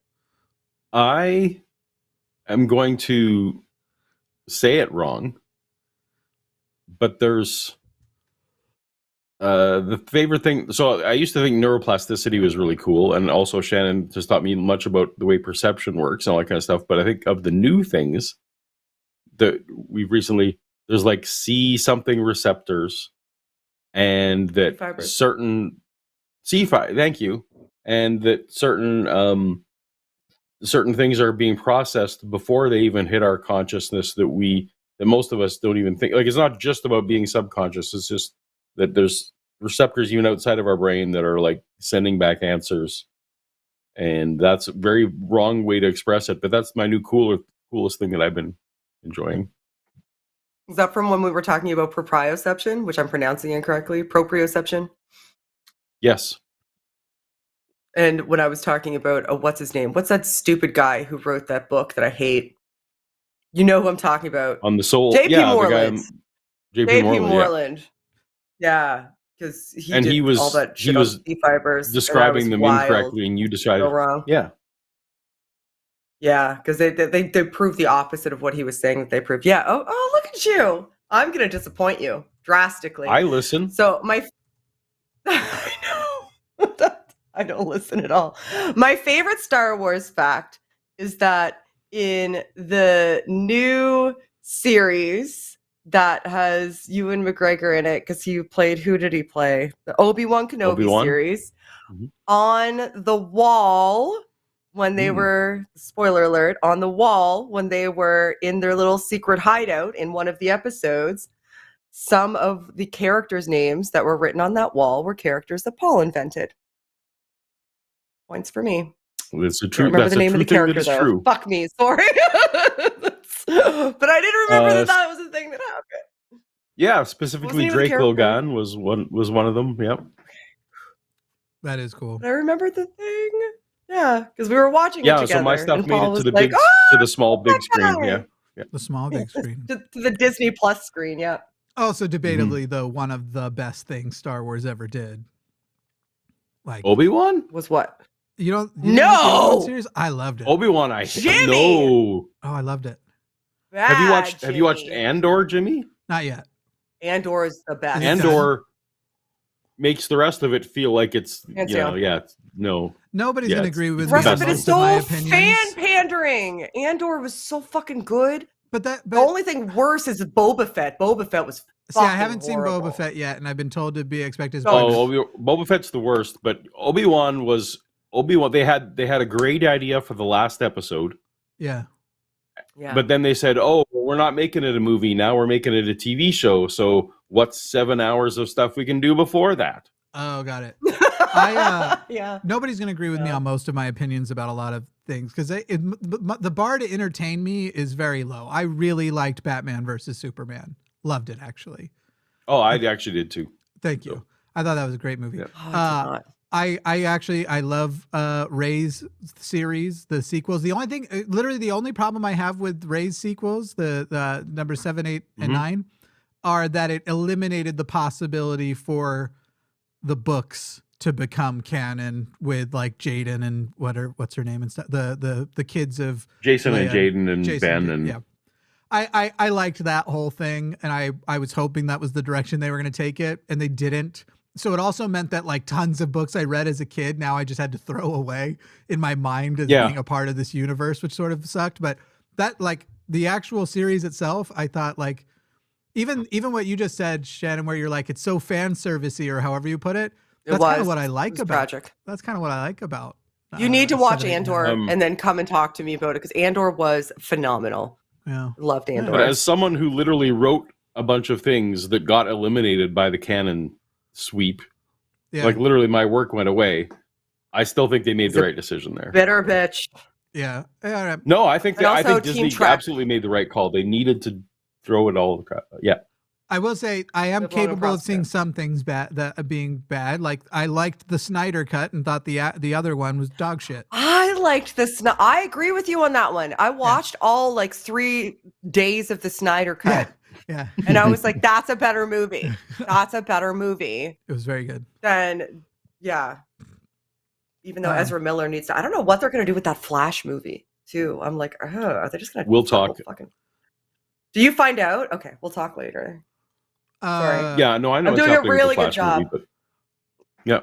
I'm disappointed that most people said they don't want light music behind. I mean, it's only 64%, but I was asking Chad if they wanted some light music in the background here.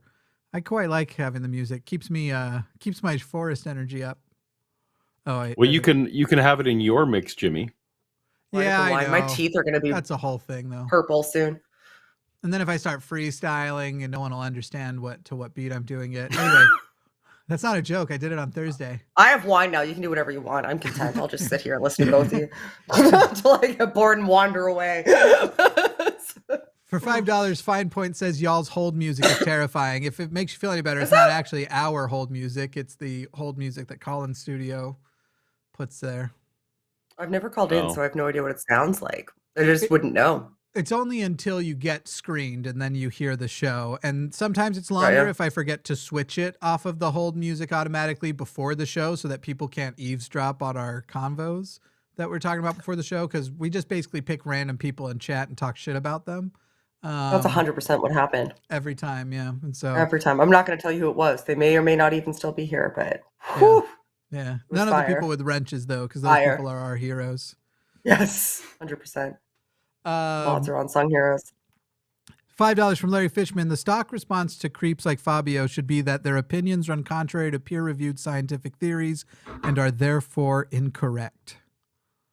The problem is, though, like if you don't have them in the moment, because he was like, I read this. And if I'm pressing him and I say, okay, well, present it, I don't, in the back of my mind, have the ability to do the same thing, right? Like I know the body of research and I know what it says and I know that he's wrong, but I can't do the same thing I'm asking of him. So if I do that in the moment, like just from a rhetorical standpoint, that's a poor strategy because I'm going to make it seem like, because let's just say he does pull out one paper or even make up a thing. Yes. I have no way of in the moment fact checking that or showing what I have unless I go through the trouble of making like a note with all of these studies, just anticipating that a call is going to come. So in the moment, people like that count on continuously saying that. And I did say a bunch of times, no, what you're saying is contra to the actual studies, but I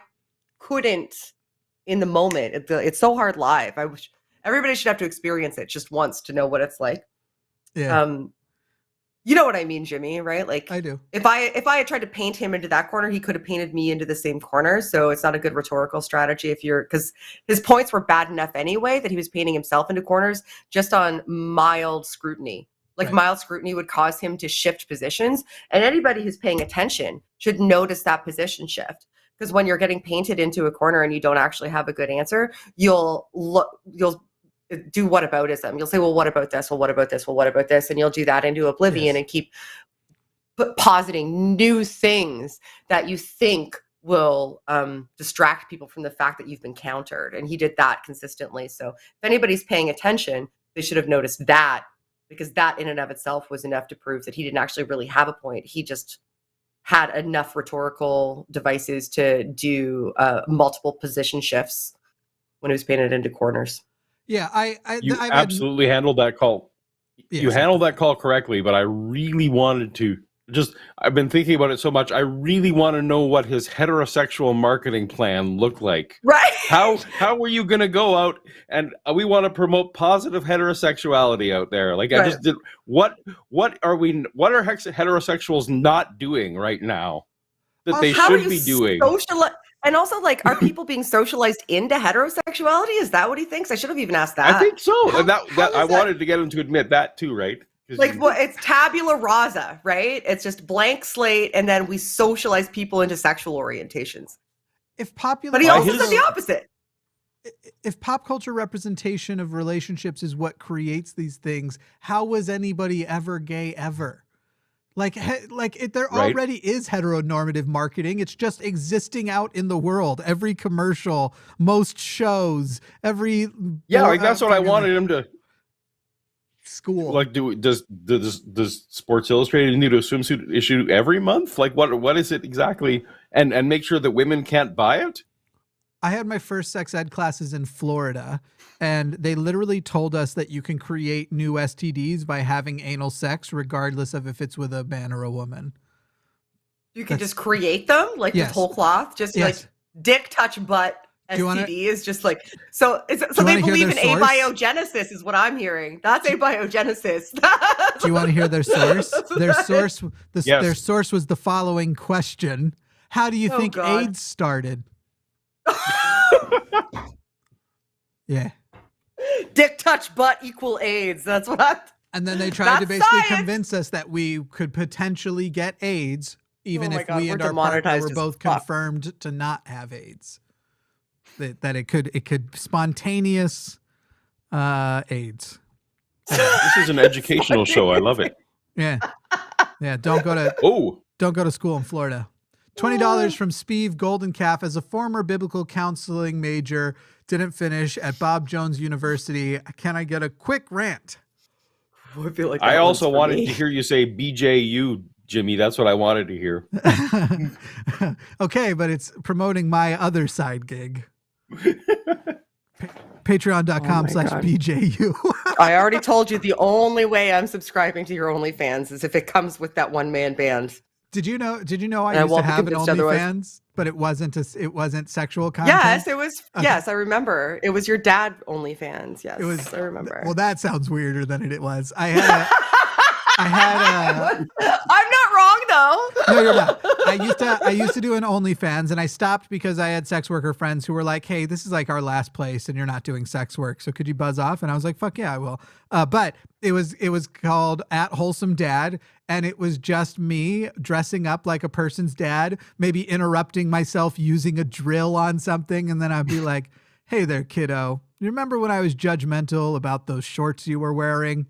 That's just because I'm insecure about blah, blah, blah, blah." And it's basically just wholesome dads apologizing for their purity culture bullshit. And I thought it was lovely. But anyway, maybe it'll make it'll reemerge in a different form one day. I think last I checked, we are only 5 patrons away. And I've already... then it's by tomorrow. I messaged a friend here in Gerald. Oh shit! I just said where I am. Well, it keeps happening.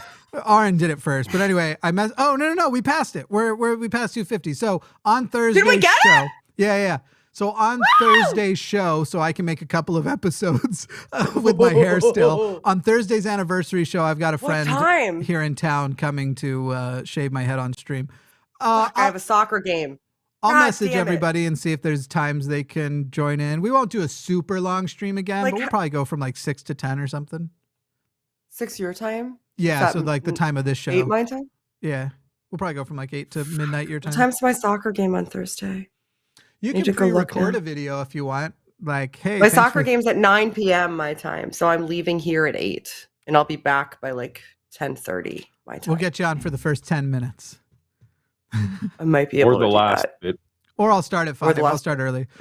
I'll be in a soccer uniform either way. Shit. I'll get us all in a group chat and figure it out. But anyway, sorry. I'm the problem. Oh, I need to hear this biblical counseling. Let's go. Oh yeah, I feel like this one was for me. I do not like biblical counseling. Biblical counseling is the artifice of actual counseling in order to indoctrinate people into retaining their religious belief instead of seeking actual mental health assistance, because churches are afraid that if you seek actual mental health assistance, you'll realize that you don't need them for mental health. And if you aren't dependent, then they aren't a necessity. And if they aren't a necessity, that you might leave. So they instead build a model where they can have schools, where they can train biblical counselors that operate under the auspices of a church, but are actually supervised by no one and are only trained based on the church doctrine and have no knowledge whatsoever about actual mental health, but act as though they do so that they can trick you into staying and give you a bunch of damaging bullshit instead of actual help to keep you indoctrinated. So I could go on. I have a series on my channel, and I've been going through, I can't remember the guy's name. I need to do it now that Christmas and all of that stuff is over, and I'm starting to get a little bit more free time. I don't have a lot. I'm really hoping that I can go through a lecture series from the Master's Seminary. Their Christian counseling PhD. That's another thing. They give you a PhD in what's essentially like a diploma mill. It's not an accredited PhD anywhere that matters, but they can call it a PhD because it's a church accreditation, not an actual accreditation. But you can still say you're a PhD. That's another fucking thing that they shouldn't be allowed to do, but they are. But anyway, but their PhD program, I've been watching their lecture series, and my God, it's awful. My God, it's awful, especially their approach to abuse, spousal abuse, and their advice to women who are in abuse situations, and how it's basically their fault and they should stay. I hate them. Yeah. I hate them. I'm glad you left. I'm very, very glad you left. I'm sorry you were there to begin with. I'm glad you aren't one of the people that I have to scream at. It seems like, yeah, and I feel like I've let off them too much. Sorry, go ahead, Jimmy. Paul's video went black as you said, I'm glad you left. I'm glad you left. It seemed like you were saying he just left me. It seemed like you were saying it's because our dog won't stop barking. Yeah. As soon as literally, we have a beagle, and as soon as literally anybody walks by our house in this subdivision, Bella needs to let us know that somebody is encroaching upon our property. That's pretty much what beagles are hardwired to do. That's yes. That and run forever. Like if our yard wasn't fenced in, she would be gone. Like those funny whatever she smells or hears. But she's so pretty though. She's very pretty. She's so pretty. I have a quick story that will really piss you off. Years ago, when my fiance and I broke up, I got a therapist because I was not handling it well, and I thought it was going to be like a normal, regular therapist. I was seeking secular therapy, and I basically was like, "Yeah, I'd actually really like to get my ex in here so we could talk, like mediated about whether or not blah blah." And he's like, "All right, well, just so you know, I'm a chaplain on the side, like for the military. I'm not just a therapist. I'm a chaplain." And he's like, and so you went to see a padre. He goes, I can, the thing is that I can tell you how to get her here, but I have to take my therapist hat off and put on my chaplain hat.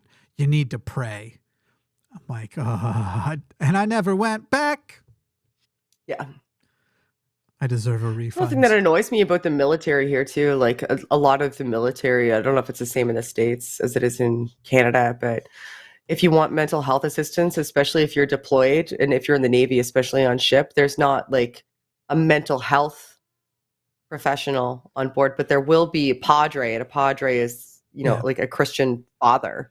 Yeah. And that's who you're referred to, who has some degree of like tangential mental health education, just enough to get by. But they're always there. Yeah. Yeah. Anyway, $9.99 from John Doan. 666. Hello, heathens of the North Hugs. Hey, let's get all of our likes up to 666. How many people are watching right now? 967. And how many likes do we have? 400 something. I can't see the full number. So yeah, let's get that up to 666. That'd be cool. Whoop. Whoop, whoop. Woo woo. The problem is that nobody likes Paul. That's what I heard. 50 Swedish krona from Puck Thollander. Funny how people get upset when you get angry when they say you are less worthy than them and they question your existence. I know. It's so frustrating too. And then they say, well, you're being unreasonable. I'm like, you're saying that I'm not a valid human being. Yeah. And me getting upset about that seems like the most reasonable reaction. I hate the idea. It's not that you're invalid. It's that I want to set up a marketing campaign discouraging people from being like you. From being like you, yeah. Exactly. To prevent you're allowed to be like you. It's just a bad idea. And we should market and the only reason you are is probably because you were sexually assaulted as a child, or somebody, socialized you into being this way, even though you weren't, and you actively tried to not to.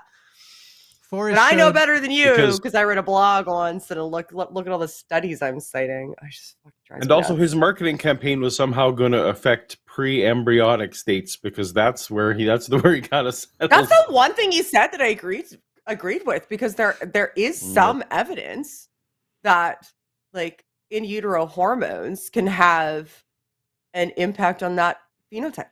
There's just some evidence of that. There's also evidence that fecundity. Sorry, there's also some evidence that fecundity. I'm not going to pronounce it correctly. Like, based on how many kids you have is related. Like, basically, the more kids you have, and later on down the line, the more chance that you're going to have a child that's homosexual. Like, there's some evidence for that. There's some correlational evidence for that. So that was like one of the only things that he said that I was like, okay, well, that kind of makes sense. But also, who fucking cares? Like, there's a difference between what causes and whether or not it's okay. And you're making one argument and acting like the other one is what you're making. It's silly. Or how his plan to really encourage people to be straight is going to affect those situations. So, yeah. I can promise you that even if he'd gotten me because everybody really, really encouraged me to be straight. And I'm sure every gay or non-straight person on earth, their parents, most, I'm sure it's getting significantly better. At least I hope, knock on wood. But most of us were super fucking encouraged to be straight. And how'd that work out? Jimmy, how are we doing? You know what's funny is I had a professor posit, sort of hypothesize that the thing you mentioned, that the more kids you have, the more likely it is that one of the later kids will be homosexual, and there's less of occurrence of it. It's rarer for it to be one of the first few kids. His hypothesis that was backed by a bunch of stuff was actually that's from hetero marketing campaigns, basically hetero ones, that your parents are so much more invested in you in the first kid and the second kid, and each kid they work a little bit harder to morph you into their version of what you're supposed to be, so that by the last kid you have more freedom to explore yourself and all that shit. That's that super could be interesting. Could be. Yeah. That could be. Yeah, that's super interesting, because there is evidence that it is the case. And I've heard people posit all kinds of different reasons for it, but all of them are just hypotheticals, right? Like some people have said that it's about caretaking. Yeah. Right. Like, but which doesn't make a lot of sense to me, because the younger children being caretakers, that doesn't make sense to me. But they're saying, like, for future generations, there's an additional caretaker, but that doesn't make sense from a genetic perspective. But what you said makes more sense to me, and I hadn't thought about it that way. Yeah, it's pretty cool. That by the time you get down, that's it. That makes more sense. You feel freer. It's sort of similar to why society in general has a higher occurrence of homosexuality, because it's more accepting now of homosexuality. Because more people have felt free to even consider that they might be homosexual as a society. Yeah. I think that's what it is. There's also... shit, I lost my point. Never mind. Bye. This is the next one. Did I read the last one, actually? Yes, I did. Yeah, you did. $10 from Tailgater said, I would rather have questions that can't be answered than answers that can't be questioned. And that is a quote from Richard Feynman. According to the super chat, for all I know, it's not, because I never trust a quote on the internet. Well, whether or not it is, I like it. The attribution is right. Yeah. Yeah. Attribution aside, I enjoy it. Dog on the screen. That's Bella. Yeah. Somebody in the chat said, "I love you, Shannon," but they're a vet tech, and if they never hear the name Bella for a dog again for the rest of their life, it'll be just. I would just like to say that I didn't name her. You can take that up with Nor Paul. did I. No, that's right. She came with that name. She's a rescue. She came with that name. She's a rescue, and that's the name she answered. So. Look, it could be worse. At least people were giving it to their dogs. When we were going through that whole Twilight shit, we could add a bunch of people named Bella. Let's keep it in the dogs. Yeah. Make a new poll. What's worse, people named Bella or dogs named Bella? If your name is Bella in the chat, I'm sorry. I'm not. I've never met a good Bella. Stop, no. Just kidding. I'm maybe kidding. Anyway, $20 from Justin says, more contemporary published sources claiming that Elvis abducted by aliens than contemporary evidence that Jesus existed, let alone was resurrected. I like that you used you spelled resurrection the way you would describe a brand new erection as opposed to coming back to life. Anyway, at least we know Elvis existed, although he was obviously not abducted. Oh, I remember my point. Forrest revealed the other day, in trying to explain correlation and causation to people, there are line graphs that perfectly match each other, that if we say correlation equals causation, then years in which Nick Cage movies come out cause more drownings. Yeah, no, there's all kinds of that stuff. Same like ice cream purchases and murders. So the more ice cream people eat, the more murders they commit. Well, it's a third variable problem. That kind of makes sense. Well, with that, there's a third variable problem because when ice cream purchases go up, so does heat generally and agitation and people being out in public more. Also, sugar consumption, which may turn us all into psychopaths. I know I'm addicted to it, and I think about becoming a serial killer pretty much the same amount that I eat a lot of ice cream. So I know exactly where he got that statistic there because I've used it. I actually wrote a blog about it. So yeah, there's a website. There's a whole website about ridiculous correlations. I can't remember it, but I wrote a blog because there's also a correlation on the same website about people who die by being wrapped in their own bed sheets and like some other silly thing. So like it's all of these actual correlations. It's actual data. Thank you. Spurious correlations. Here's ones. Yeah.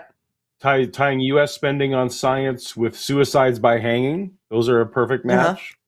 Yeah, a number of people drowned in a pool with films Nick Cage appeared in is a perfect match. That's there's a bunch of these. Yeah. The bedsheet one was divorce on there rates in Maine is tied to capita consumption of margarine. Ashley, yeah, exactly. Ashley in the chat, I can appreciate that you don't have what you need to super chat. However, I would have put your question through anyway with the preamble like that. It's just that we're not going to set the host up to spoil an ongoing TV show. I'm so fucking annoyed that I've already had so many points of Last of Us spoiled by people who are just like, no, don't tell me. I haven't even started. I haven't started it. I'm not gonna give the example. It's literally just people on Twitter like, did you see such and such, such and such? And I'm like, fuck you in your fucking face, because that does sound amazing. And the spontaneous experience of that was going to be tremendous. Luckily, the chatter didn't actually say the spoiler that I know they're referring to, just that there is a gay love story in it. And I just need you I'm gonna take my headphones out until you're done. No, you're good. Like, you're good. Paul, I'm not tell me spoiling anything. We're done. It's it. I haven't started it yet, and we are spoiler purists. I will lose my mind. Yeah. We don't even watch trailers. Spoilers are automatic bans on this channel, just so you know. That was one of Dillahunty's. I'm not even kidding. When we first started the show 3 years ago, he was like, hey, just so you know, I insist that we ban anybody who spoils shows I'm actually actively watching. Oh, he's serious. Like, I messaged him, what movie were we at? It was a Marvel movie. It was one of the more recent Marvel movies. Yeah. What was the last one that we saw? Black Panther? Yes, it was Black Panther. Because he messaged me the day he went, and I was like, shut the fuck up. We're going tomorrow. And he said, say no more. What time? And I told him the time, and he said, I will talk to you 3 hours later. We wouldn't even converse because he was like afraid that he would say something. I literally he got mad at me on a show because he thought it was a spoiler to basically mention a character in The Boys called Translucent who can turn invisible. I didn't say what happened to Translucent. I didn't say anything about it. And he's like, dude, spoilers. I haven't watched it yet and I'm gonna soon. And he got mad. I was like, so just so you know, that's just a character who you'll meet within the first 2 minutes of the episode. And he's like, he gave me like a reluctant, like, okay, well, you're on thin ice. I'm on his team. I'll kill you to sleep. But I don't even want to know whether people liked it. Like, I'm a little bit angry that I know how people felt about the last episode. Like, I don't even want to know, because then if it affects my expectations then, and I don't even want that. So. In a weird way, that's maybe the one thing I do want to know, because it tells me how much I need to avoid social media, because the more people like it, the more they're going to spoil it. And I'm not kidding. Don't go on Twitter if you don't want to spoil The Last of Us, because people are posting like screen grabs of the things that happened that they're like, Well, oh now my I have God, to start this that. moment in me. And I'm like, I hate you. I fucking hate you, Grandma. Don't even say that. Don't even say that. This moment, like, no, Paul, you and I now need to start watching it basically immediately because now I'm afraid that people are going to spoil it for me. Yeah. Yeah. Although when I went on Crave, there was already an episode watched. I don't know if it was one of your kids or you. Did you already watch one? No, I've already been watching it. You've already been watching it? With Shannon You've and Myron. already It's been Shannon and watching Myron's it. show now. I fucking am not impressed about that right now. Why would you didn't even ask me if I wanted to watch it? What have I done? You know, God, fuck you. I'll watch it when I go to bed tonight. You can sleep in your office. That's fine. Oh my You can watch God, what did Shannon and I Myron. do? What have I done? I didn't know you were watching it already. I hope people are spoiling it for you. Spoil it for Paul. No, don't. I will ban people. If you try and put a spoiler up, don't even put fake spoilers, because either I won't recognize it was that, or you might eliminate something as a possibility. And so fuck you. So I just want to throw out that there may have been a conversation whether that was okay or not. Mm-mm. Yeah. Don't gaslight me. Well, she wasn't sober for it, so how dare you? We already did this one. Melody Kate says, 1999 from Melody Kate. Can I just be inappropriate for a wee bit? I love you, Shannon, Pelagia, and don't tell him, but Jimmy too. My life is vastly better since all the line shows have grown in number and length. Thank you all for saving me. It's a pretty good channel. That's very sweet. This channel's been going Melody. gangbusters. Yeah, I love the growth of this channel. It's been tremendous. Did you see the post I made that last month before to this month, we increased viewership by 69%? Ooh, very nice. Not even kidding. I know why that number interested you, but yeah. I posted the screenshot. Yeah. That made me feel good. It's nice to be seen. People respect because this channel is hard work for everybody involved. And so it's nice to feel seen and appreciated. 5 alleged, no, that's Australian money. So I think just 5 fake ass dollars from Elizabeth Tonovic. My second favorite Canadian combo after the kids in the hall. Keep crushing heads. Ooh. I'm crushing Paul's head right now. Well, I think that what we do is better than the new Kids in the Hall series, but that's up to everyone else. Yeah. Low bar. If you could hang out with one Canadian fictional character, who would it be? Canadian fictional character. For me, it's got to be Squirrely Dan. I just feel like he'd make my life better. Oh yeah, Squirrely Dan is super fun. I that would be fun. I would probably hang out with Bob and Doug McKenzie. Like if we're talking stereotypical Canadian characters, or I kind of want to hang out with the dad from Corner Gas just because it seems like he'd be fun. Yeah. What's I was going to say, it just seems like that would be Gas fun. Crew. Yeah, it would be fun, antic-filled day, I think, to hang out with the Corner Gas crew for sure. I'm saying in character though, they wouldn't break character. That's what I'm talking about. Yeah, cool. That's what we're talking about. The dad from if you watched Corner Gas, this is such a Canadian thing. You wouldn't know what the fuck Corner Gas is. But the dad from Corner Gas is just constantly. I don't know how to explain it. You'd have to watch it. It's like I really love him. I think he's great. Yeah, I think he's great. Or Wanda from Corner Gas. Wanda, spending a day with Wanda. Wanda's a bit of a know-it-all. That was where I was going to go to. Seeing what she's up to all day would be fun. Taishi Kohishima says, love Shannon being confronted with ignorant nonsense. I'm still giggling about it. And Paul, Timothy Zahn wrote, much of my childhood, I'm with you. Yay. Hell yeah. $10 from Eddie Dean. What do you think about people speaking in tongues? If it's fake, what's the damn point? Performative shit. Glossolalia has a lot of research behind it. I've read studies. I hate to say that right now, but if you look it up for yourself, advocate for your own understanding. Don't just listen to me, but there's studies about glossolalia that are super, super fascinating. Most people, I think, really kind of believe that they're inspired to do it because they have an emotional affect as a result of being in a public context where they're like being encouraged and they feel like this energy from a crowd that's giving them emotional inclinations. So they start to do it and they feel and they attribute that to like you being slain by the spirit or whatever. But if you look at glossolalia, which is speaking in tongues, all the research that they've done linguistically shows that glossolalia is actually kind of contradictory to what you would think it would be, because all language is broken down into two subcomponents, phonemes and morphemes. And phonemes are the smallest component of language sounds. So like like those are phonemes, and morphemes are connections of phonemes that make meaningful sounds. So like words kind of, but not always words, just meaningful sounds.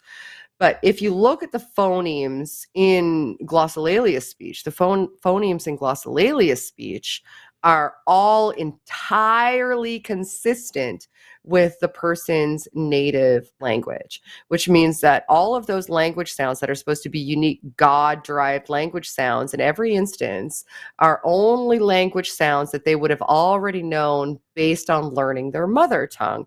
And you would think that if glossolalia was God-inspired and it was some sort of like language that was external to them, that was, God-derived, that those sounds would be different from the language sounds that they already know. Because if you look at people who have different languages, like people in African nations, which is where they did a lot of the studies, who have entirely different phoneme construction from us, like the sounds that they use in order to construct language are very, very different than the sounds that we use as English speakers to construct language, in structure and in base composition. You can see the marked difference. So why wouldn't it be that if they're both using the same God-inspired language, that there would be some crossover with either entirely unique language sounds or crossover with language sounds that you don't know as a part of your mother tongue? So I think glossolalia is, from a scientific perspective, when you study linguistics, one of the easier things to debunk psychologically. Do you know that Mormons have a totally different version of speaking in tongues? No, what is it like? In Mormonism, speaking in tongues are a bunch of stories that there are no videos to prove, but it's where so if I was speaking in tongues, I would just be speaking a spiritual message in English. But if there was a Spanish person in the crowd, they would hear it in Spanish. If there was a Japanese person in the crowd, they would hear it in Japanese. It's meant to be that you speak your language and people understand it in their language. Yeah, that Acts 2 Pentecost for sure. Yeah. That would be way more fascinating to me. Yeah. Glossolalia is just super fucking mundane. Yeah. Though since so many cameras are made of Sony parts, I guess all the videos would be in Korean. Oh my gosh. To Eddie's question, I do think that part of tongues can be there are four lights situation where you're actually pushing people to see how far will they will be willing to buy into something that we all know is fake, right? But we're all going to pretend is real to be part of the crowd. And that if you are willing to, and that if you are willing to then say, okay, I'm going to forego reality to be part of the crowd, then that just is a step one of getting you involved. But I talked to Alice Gretchen about that, and she was super fascinating. That's somebody I'd love to have on here sometime. Alice Gretchen, she's a delight. We should have a person on who's willing to talk about, maybe they previously were a hypnosis entertainer, on to talk about it, because it's literally all the same shit. It's literally like even when you see people faint, some of those people who faint in religious services actually do faint, but it's not because it's that exciting. It's literally like hypnosis shit. You get your body all worked up. You can actually see that in a lot of cases, the things that they're doing right beforehand, knowing it's coming, is essentially hyperventilating. It's like, it's just so stupid. I just feel like I'd like to learn more about that, because I don't know how it factors in. I don't know how I feel about hypnosis, but that may just be I don't know how I feel about hypnosis as it's posited. Right. You know what I mean? Like, because what people say hypnosis can do, it just fucking can't. But that doesn't mean that there's not a degree of susceptibility that a certain subset of people may have to suggestion. That's obviously the case. Otherwise, society wouldn't be as fucked up as it is. Entertainment hypnosis is also way different than like therapeutic hypnosis, and so those are also. I've never tried it. I'm like just entertainers. The entertainers know that they're not actually doing anything. They know that these people who are pretending to now be a chicken are because they were able to be convinced to pretend that they actually think they're a chicken. It's sort of like those.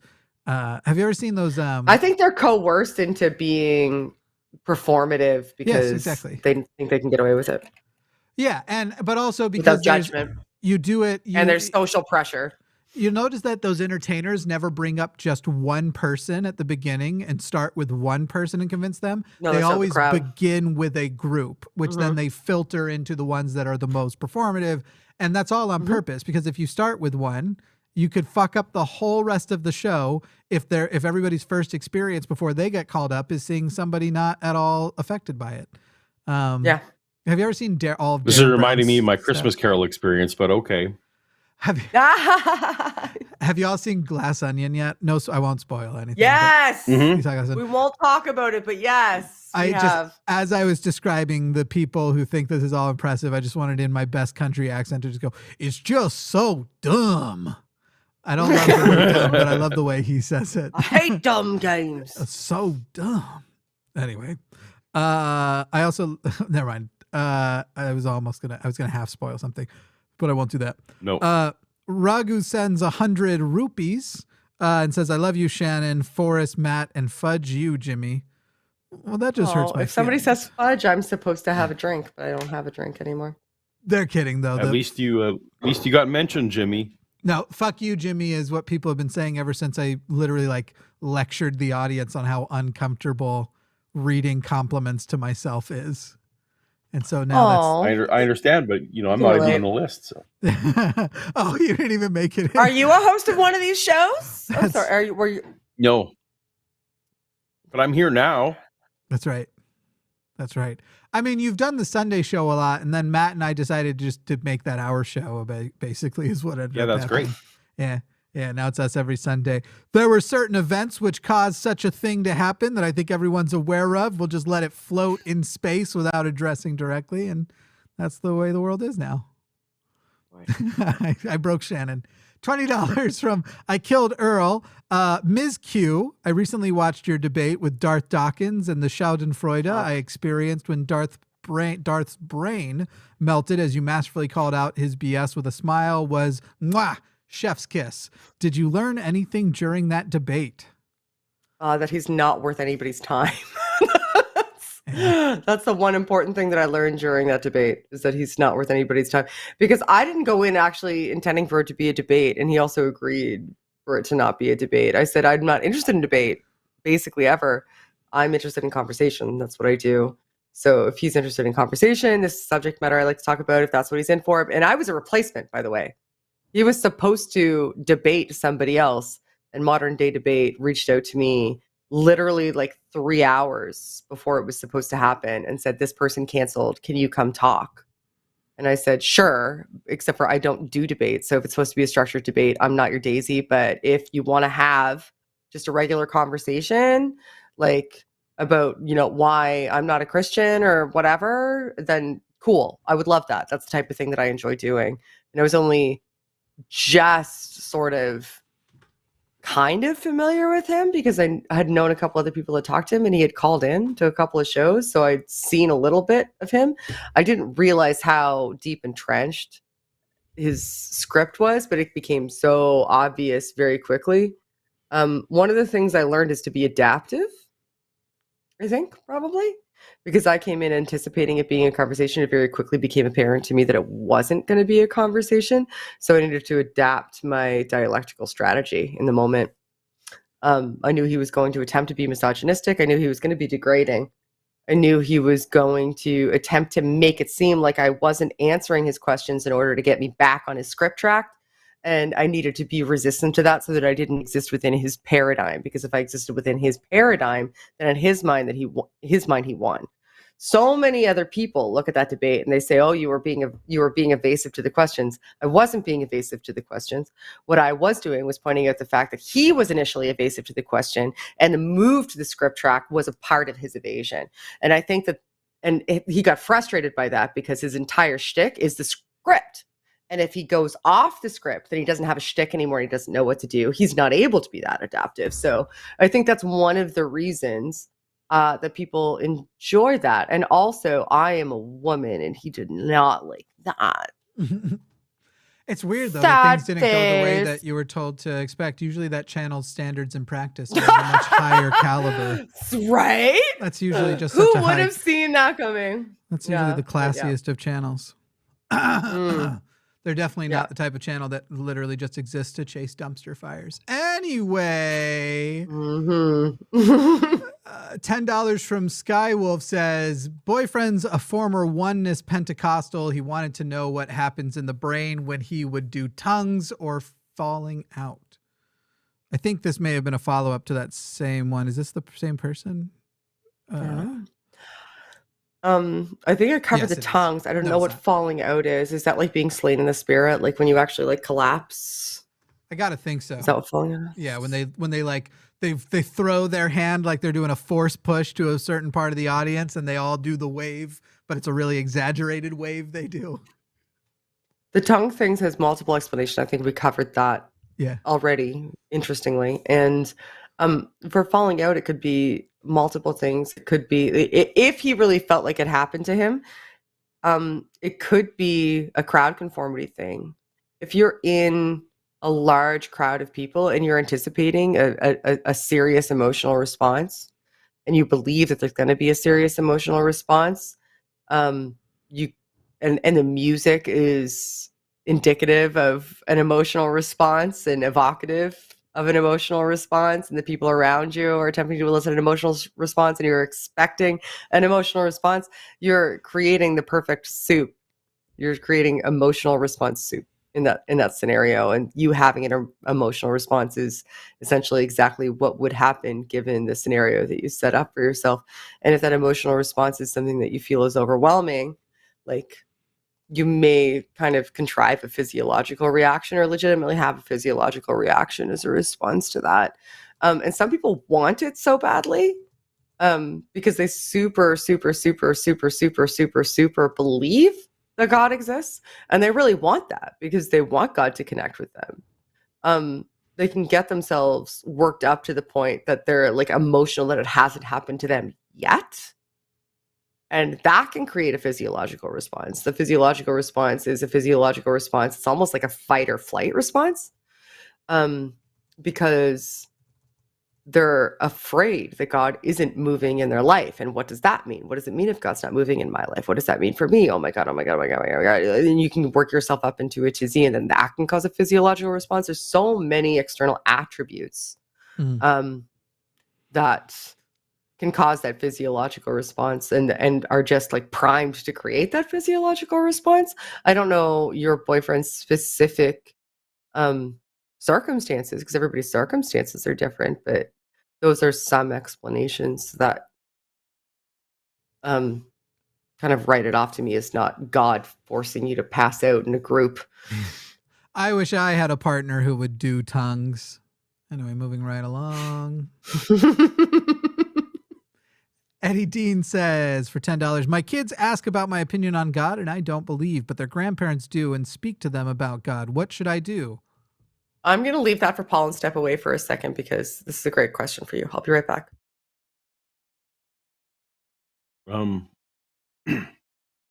So that definitely needs some boundaries for that. That is an area where you need to decide whether the relationship is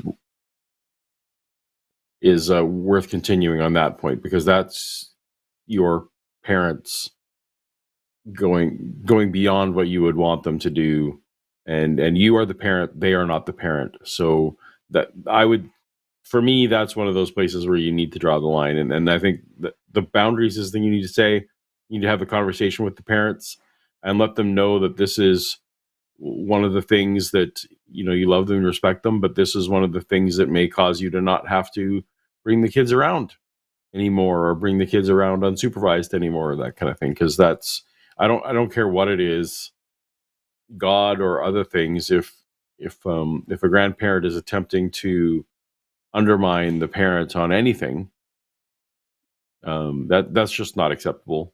So now let me say this another way, though. I mean, it depends slightly on what your grandparents are doing. Like, so if they're attempting to just express what they believe, then that's one thing. If your parents, their grandparents, are attempting to instead tell your children what your children should believe, as opposed to informing, that's where the advice I just talked about, where you got to set up boundaries and stuff. I think it's okay if you're having the conversation with your kids on the ride home and say, Grandma and Grandpa believe this, I don't, and one day you will make your own decision about it. Then that's all well and good. I don't know. Does that make sense? No one's here to tell me that it makes sense, so I'm going to say that makes sense. As the person without a child, let me give you my opinion. I'm just kidding. I'm not going to do that. Oh, great. That's what we all love. I once was a child, but I feel that no one thinks that makes me qualified. It does make you qualified to a certain. Those perspectives are important when you're considering how to parent. Some things. Sure. Sam Maybury says, for $5, have any of you guys heard of Dead Space or Halo? Both games have messages about how religion can be extremely destructive. I think everyone's heard Halo. of them. Yeah, I've played both. I don't know Dead Space. The only thing I know about Halo is that you shoot people in it. And you're in space. That's it. Yeah, I guess I'm not. I'm not specifically cluing in on my limited Halo experience, which was just in the first game. Yeah, where that goes in, but cool. Messages on how a religion can be extremely destructive is cool. Yeah. I recently tweeted about how I noticed that there's a slate of movies these days where Christianity is the villain, or at least elements of it is, and the general public is not in an uproar about it anymore.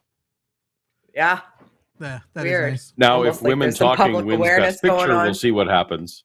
But I want to see Women Talking so badly. That's the one I want to see the most. But it just seems like anyway, it's a normalizing thing. I'm excited. I'd never heard of a movie called Women Talking. I didn't know that, but I'm very not up to date with what's out. It was nominated for Best Picture, and it's about Mennonite communities, which hits me home strongly. Oh wow! And it's a true story of systematic sexual abuse of women and children. So it's like the least fun popcorn movie you can imagine. I'm glad I didn't make the slightly sexist joke that came to mind when you said the title. Yeah, that's good. So would have not been the time or place. Marketploy says, thanks for another entertaining show. Here's to Shannon playing guitar as the background music. Oh, nobody wants that. I'm not very good at it.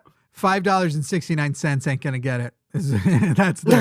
We appreciate the attempt, but if you want to get drunk with me around a bonfire one day, then you might hear me maybe attempt to play a guitar. Send enough to buy Shannon the good gin, and we've got a ball game. I don't drink gin. Rum. Good rum. Good. Gin is disgusting. So gin tastes like pine needles. No, thank you. Yeah. James Call says, want to hear Apologia and Shannon Q say a boot. A boot. What about that would be funny? Yeah. What are you talking about? It's much more fun when it's spontaneous. Like about. Yeah. Jordan That's what I'm talking about. Jordan says, do you have a scientific source for consciousness being an emergent property of the brain? Is there any indicator to think that it is more involved than a brain working, not talking about God? It is more involved than a brain working. I don't know that. I don't understand that part of the question. There is no scientific consensus or evidence that it's an emergent property of the brain. Really? I have yet to Truthfully, that's the honest fact. I have yet to hear a single definition of consciousness that isn't something else that already is. Like they'll be like, well, it's kind of like self-awareness. And it's like, well, so why not just call it self-awareness? And then I've also I agree with that. And I've never heard of a single one of these components that you can't give a computer some version of. And so that's another thing that's sort of like, this is why I think consciousness is an illusion, because none of it makes sense. I think Forrest thing was, he refers to consciousness as a container of several things. So it's like self-consciousness, being awake, shit like that. The other things that conscious means. But yeah, whenever people bring in the problem of consciousness, we haven't solved the problem of consciousness. We haven't even identified that there is a problem of consciousness, is my problem with their problem. I think it's the perception of an external awareness that something that is an I is having experiences. I think it's self-importance. I think it's people going, I feel that my experience is so significant, it transcends my actual container. That is my brain and body. I think that's why there's... I think that's why there's religious conceptualizations of consciousness. Yeah. I think that you're right about that, but I don't know that is what consciousness is, because there is something truly fascinating and wonderful about the fact that there is this aspect of us that we don't fully understand and can explore, and it's the most fundamental aspect of us. And I think that religion co-opting that as evidence for itself is doing us a disservice, because we so consistently tend to rile against that we don't take, the same thing goes for morality, in my opinion, that we don't take the moment or the opportunity to revel in the fact that it's exciting that there's something left to learn. Yeah. Like, and I love that about consciousness. I think it's fascinating. I think there's a lot still to learn about the brain. I just don't know what the specific thing is that people are saying exists that isn't just what we have. Like, to me, the closest thing I could get is like the fact that I think in words, that I think in a language. That's like the closest thing to me that's very exciting in my brain, that I hear a voice internally in my head. But again, it's not necessarily something that... And what's fascinating is there's a lot of people who actually don't think in words. Some people think pictorially. Allegedly. I'm just kidding. I don't know. Well, not even allegedly. Like, look at people who are deaf, for example. Like, people who are deaf from birth never developed like a Broca's or Wernicke's area, which are the areas that are linguistic recognition and production. But they still have thoughts in the same fashion that we have thoughts, but they have them in a different affect. Yeah, that's exceptionally fascinating. But if you're so focused on trying to prove a soul, you're not really dialing in on what contributes to that. Like, what's different? Like, what about your brain changes? Like, all of that is really fascinating and interesting stuff to delve into. But which is why I think so many people who are psychologists and neuroscientists don't even really bother with this argument, because they're busy doing interesting and fascinating things that don't pertain to this discussion. And good for them. I'm glad they are. But yeah, it seems like, though, away from it. It seems like when you talk to people who believe consciousness doesn't end at death because it's in your soul, and you ask them to describe it, it seems like a lot of the experiences they think are going to happen differently. Like, it doesn't seem like they think they're going to see with their eyes, but they think they're still going to be seeing, and that they won't hear with their ears, but they're still going to be hearing. But then beyond that, it seems like the thing they're most convinced survives is their internal monologue, their ability to recall memories, consider those memories, think about whatever they want to think about with apparent spontaneity, even though we probably don't even spontaneously think now, let alone after we die. It's just sort of wild to me. And what I think so many people neglect too when they're having this dialogue, but also is probably the most important thing to them, is that they would still have emotions. Because so much of our experience in life is emotions. If I would even argue all of it, all of our experience in life is just emotions with, extras added on top with context. It's just emotions with context, and attempting to have positive emotions in differing contexts. Like that's what all of us are striving for, is positive emotions in different contexts. And they think that if there is something about them exists and carries on, some of the vestiges that cause negative emotions, those contexts will like be peeled away, and then they'll just have the context that results in positive emotion. And since that's what we attempt to strive for in life, I can understand having that as a desire, and I can understand seeing that as a laudable goal, but it doesn't stand up to scrutiny in my mind, because if you do have emotions that are affected by context, and inarguably we do, you still can't control the context. Like, you don't have any more control of your environment than you do now after the fact. So how can you guarantee that you have positive affect, which results in positive emotion, which should be the only thing that matters to you ultimately? It's all about emotion acquisition, I think. Ultimately. Well, you can't prove we're not brains in jars, so. I mean, so of the fucking solipsism. So what then? So I can't. I think my argument still stands. Also, aren't we brains in jars? Isn't the human body just a special jar? Yeah. That's right. Too Young to Feel This Old says, Paul, after hearing your response to my earlier super chat, I left stream to watch your How to Come Out video. Thank you for the recommendation. And my favorite SKQ novels are the Aftermath trilogy. That's right. Here on the line, you can hear an episode of a different show recommended. Go watch it, come back, and we'll still be going. I know. I said, there's no way, Jimmy. I told him. I said, there is no way I'm going for 3 hours. Whenever you need to go. We only have a couple left. It's 10:47. Whenever, for real, we'll hold down the fort if you need to go. Oh, God damn it. Okay. But there is only 4. I've There's got only a bit 4 more left. Jordan says, Paul, do you have a video on the cosmological argument about dependent things here? Infinite regress there that Muslims often use. I already have the basic counterpoints, but I want them all. Yes, I have several Kalam videos. I think my best one is the one that features James Fodor, who wrote a whole book on the major problems with the Kalam cosmological argument. I think mine is called 5 Major Problems with the Kalam cosmological argument, something like that. I also did one response to William and Craig, but there's also that whole documentary. What was that called? Oh, I know exactly what Physicists and Philosophers Reply to the Kalam Cosmological Argument, featuring Penrose, Hawk, and Guth. Skydive Phil is the channel. That they have 2 full-length documentaries on the Kalam that if you haven't seen those, which are literally just, they went out to like all the major universities and filmed real academics laughing at William Lane Craig. It's pretty great. I hope so. Those are my recommendations. If you need to have them all, that's the list. I very much hope that James Fodor every Halloween puts on what is essentially a giant burlap moo-moo held with a belt rope and just walks around saying only Fodor. Oh my God. Fodor. I'm literally rewatching the first series of Game of Thrones right now because House of Dragon inspired me to do it, because I realized it had been close to a decade since right? So I'm watching it just start to finish. I'm binging it for the first time ever because I watched it in real time. So I'm in season 4 right now. Loving it.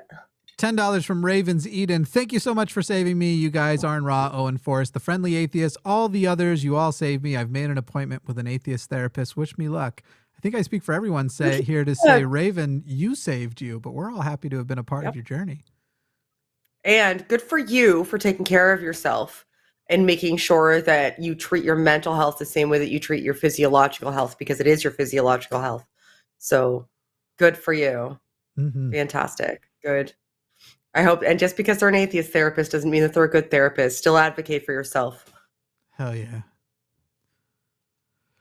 10 alleged dollars from Kathleen Moncrief. I just got here, but I'm so excited to go back and listen to tonight's show. There's a lot of it. You got a couple of really good calls 6.5 hours. 6.5. I've already had a half a bottle of wine. 6.5 hours is how long half a bottle of wine's supposed to take. It's not how long it took. I actually have no idea. I don't like wine. I'm from Nova Scotia. Yeah. Get out of town. I don't know how long half a bottle of wine appetizer. Takes. I never enjoy a sip of It wine. actually wasn't a half a bottle of wine. It was the equivalent of a glass, actually. Gotcha. This is when I am bad at making alcohol jokes because I've only liked 2 drinks. Trent Oliphant, way more than for $25 says, what question should I ask of all 3 of you to produce the most enjoyable response to said questions? Oh, no, this feels like work. Yeah, wow. I don't know what I'd have to know what you enjoy. What do you enjoy? Yeah, you'd have to. If you wanted to see me specifically respond in a way where you saw that clearly my brain was on fire, I'm passionate, I'm excited to tell you about it, it's gonna be about wood. And that's not. I was just gonna say it's fucking woodwork. It's gonna be a wood question. Ask me about my Give saws. me about his floating bed right now. If you messaged me and was like, "Hey, I saw that you said you're saving up to buy a saw stop. Why a saw stop?" If I was on screen, you would notice the emergence of my nipples through my sweater. And I promise you, if you're his friend, you don't have to message him and ask. He will tell you. I have not told you. I have never told you about a saw stop, but I've told you lots about wood stuff. Yeah, I was like, maybe not specifically whatever the fuck that is. Yeah. Definitely. I love that fucking floating bed, though. Thank you. Kind of excited. That was pretty fucking cool. Thank you. And John's butt plug wand, or whatever it was, his dick wand that you made him. I thought that was pretty. I assure you that the day your bookends finally get done, I have not powered up my lathe yet. You're gonna love it.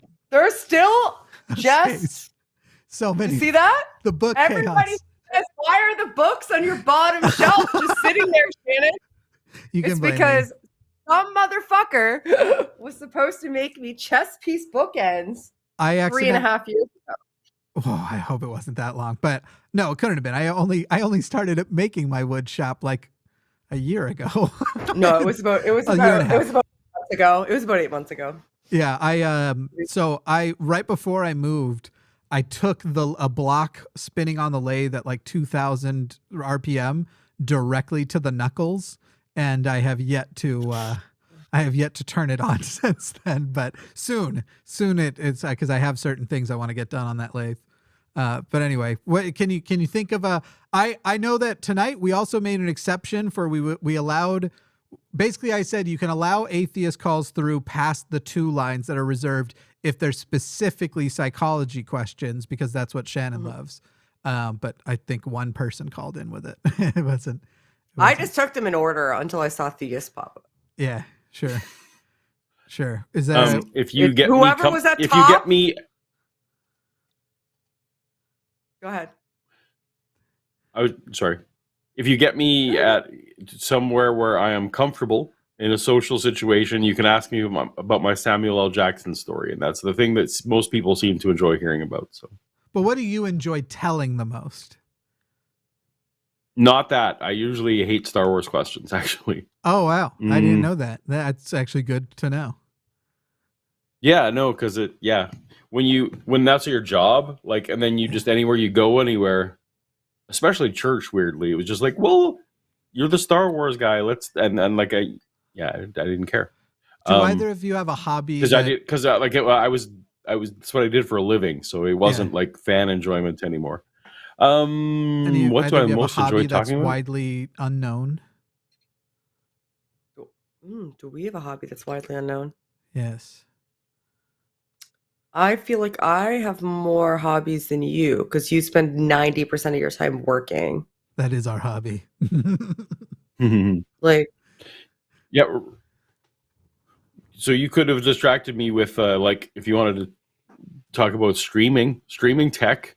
And and so Jimmy makes his how-to stuff, then I get all excited. Charcuterie boards. Yeah. You are. We could talk all about in on charcuterie boards. Yeah, probably Marvel movies is then the weird thing that I would be willing to. Wait, Paul, and Wurstoff knives. Paul, you're into charcuterie boards? Shannon thinks so. Oh, are you not really into because you keep. Did you not? How many times have you walked by my office door while I'm still working with a charcuterie board in your hand on your way with all of the wives on the street to go drink cocktails in the middle of the afternoon because you don't have a day job. What like I me. like, cheese and meat off a board. Yeah.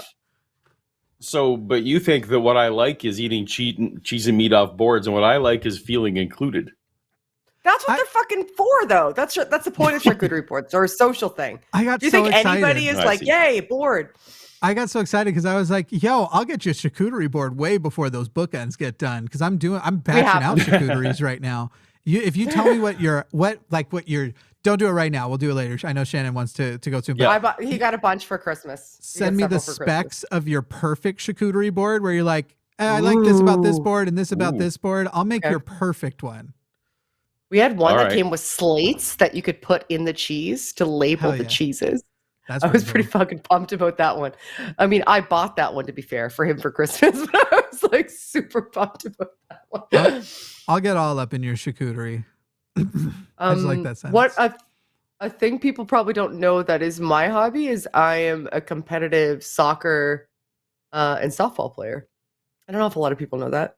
Still, You've said to this it on day. this channel many times, but yeah. I don't know, but that doesn't. We've already talked about this earlier. Sure. Just because I've said it once or twice doesn't mean that people know it. Sure. It usually comes up when somebody tries to tell you what women should be in which sport. Right. That really fucking pisses me off. Yeah. Yeah. When a dude tries to tell me what women should be in women's sport, like, but maybe if you knew about women's sport, I'm like, motherfucker. I literally have every kind of sports jersey imaginable in my closet, not for nostalgic reasons, but because I still fucking play these sports. I run these leagues in many instances. Oh, I used to be a singer also. That's something that I was a singer. I didn't know that. I sang with rappers, like a local rapper called Classified and a rapper called J Brew. I've performed in a stadium before. That's amazing. A couple of times. That's really cool. All right. Well, 10 alleged dollars from Devil3. I'll be quick. First thing, I love the content. Thanks for everything you all do. Second, is there a Canadian equivalent of the ACA or other community of like-minded people you'd recommend looking into? Before you answer, I just want to make sure that Devil knows this is not an ACA show. If you were contributing because you were hoping to donate to the ACA, this is totally unrelated from the ACA. The line and the ACA are two totally separate organizations. Anyway. Indeed. Yes. There's some local places, and that they differ by locale. Mm-hmm. There's CFI locations seem to be the most prevalent, but that's what I was going to say. Yeah. You've had experience. Well, and you haven't delved into. The quality of CFI varies group to group, right? Because they're just local chapters of groups. So what I would say is go on Meetup. Mm-hmm. Search for atheist or secular or skeptic. Yeah. You'll probably find a few in your area, and you're going to have to go and literally go just see which one you connect with, because I have experience with a bunch of the groups, and some of them the group with the same name in one city is much better than the group with the same name in another city. It just really depends. In Canada here. Yeah, because you had a phenomenal experience in Calgary. Like, I even went with you when I visited you there when you were living there. That group, right? But was a great group. Yep. But the group there ended up like just being their own like skeptic group. They weren't like associated with a national thing. So yeah, they just they found each other through a somewhat recognized organization, and they kind of fractioned off, which I think is just just a thing that's going to happen. Because when you deconvert, there's so many things that you're still finding out about, like what you believe and how you believe and where your political affiliations and ideologies are. And the only thing that people really have in common when they seek out these groups is that they're deconverted and that they need people. And that's nothing really that's nothing substantive. You find out as you go. So it just takes you just gotta take a leap and start somewhere, and you're gonna kiss some frogs, unfortunately. That's just the way it is with the atheist community. You just gotta keep putting yourself out there if you value it. I love that. You're gonna kiss some frogs. I'm gonna log that one away. I'm gonna use that one. 5 more alleged dollars from David Z. Is it possible that aliens are actually behind it all? You can't prove they aren't. Yes. So this is my is that David Z that I think it is? this is my co-host of a show on my channel. Yeah. Fucker! I love him so much. I hope he's still here. Is Dave still here? Panspermia is a totally naturalistic explanation. Oh my God. I love Dave. Like, if you haven't watched Dave and Paul's show, you're super missing out on Paul's live channel. It is so much fun. Is Dave still here? I hope he's still here. It better not be possible. Dave sure. Also, he is. But privately, he was trying to send me Last of Us spoilers just because he could. So why are you a dick? Asshole. Oh, wait, I have a Facebook message too. No, okay, it's not Dave. I was like, that son of a bitch. No, he was just trying to be funny because he saw me talking about how I didn't want them, so he was trying to be funny. Yeah. And he was. 10 euro from Marty Captivelia Giovanni. Love the Line channel and you guys. Greetings from Girona. Is that, I don't know where that is. Hi. Does anyone know where Girona Thank you. is? No. Let me use good old Google. I want to here. Google it. My Girona. Spain. It's from Spain. I was going to say this either looks like a Spanish name or an Italian name. And Spain it was. Robert L. says, what funny things did you hate about Americans' misunderstandings about Canada Canadian? For example, Americans referring to bacon as Canadian bacon, to back bacon as Canadian bacon. Oh, we call it Canadian bacon here, so that's okay. We do. Absolutely, we do. Why are you such a Westerner? Why? What is your problem? Paul kind of straddles the border. Weird over there. Oh my God, he's basically American. Fucking town. I mean, I lived in America. My kids are American, so you know. He's a from away. I don't know. You need to be from Atlantic Canada to know what I just said, but he's a fucking from away through and through. All like dog and the wolf from away. Anyway, go ahead. I think the silliest thing is that we call Canadians something other than Americans. We're literally all on the same fucking continent. America. You guys call yourselves the United States of America, though. And which America are we of? Which America are we of? North America. The one that united the states. The United States of North America would be the longer version. It's of the continent. That is not. There's where is it written United States of North America? I'm not saying it's written. I'm saying the America to which it is referring is this continent. There are states which are united under one country banner, and that's the United States, and that the America to which it refers is North America. So like Mexicans also call themselves Americans? This was literally... we should all just be Americans? I feel like that would actually... that would really help... differentiating I think term. That would help American bigotry a whole lot.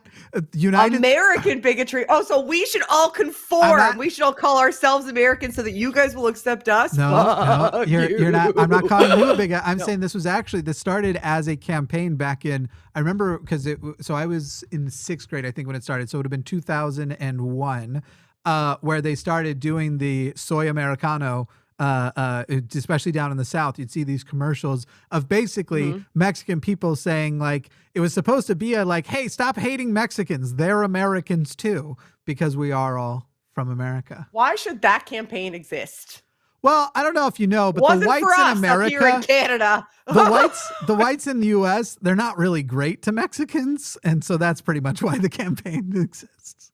Because they needed to make a campaign to make it feel like we're one of you guys, and that wasn't to us, the other Americans, based on this paradigm. It was specifically to what else would you guys be called? Like, why do you guys get the corner on the American market? I totally agree. Then too. That's what I say. That's what I'm saying. I think borders are arbitrary. We're all Americans on a big ass island together, and we should all love each other no matter how brown our skin is. Let's all be Americans. No, I'm with you on this. I'm trying to bring the world forward. Too much baggage. Baggage. You guys be better, and then maybe I'll Borders are fake. But not until. The U.S. has a whole lot of baggage, unlike Canada. I'm just kidding. That was a joke. Oh no, we've got baggage. Yeah, you all got baggage too. We got baggage. Yeah. We got a whole residential school system that we haven't reconciled ourselves with that we need to. That's 100% the case, and more than that.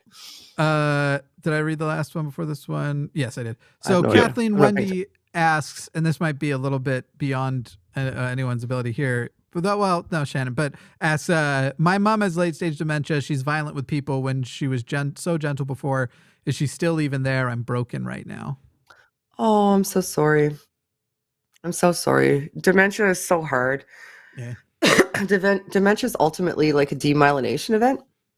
And myelin is the sheath that goes around the axons that connect your neurotransmitters. And when that degrades, like when that breaks down, you can no longer effectively transmit signals from one neuron to another.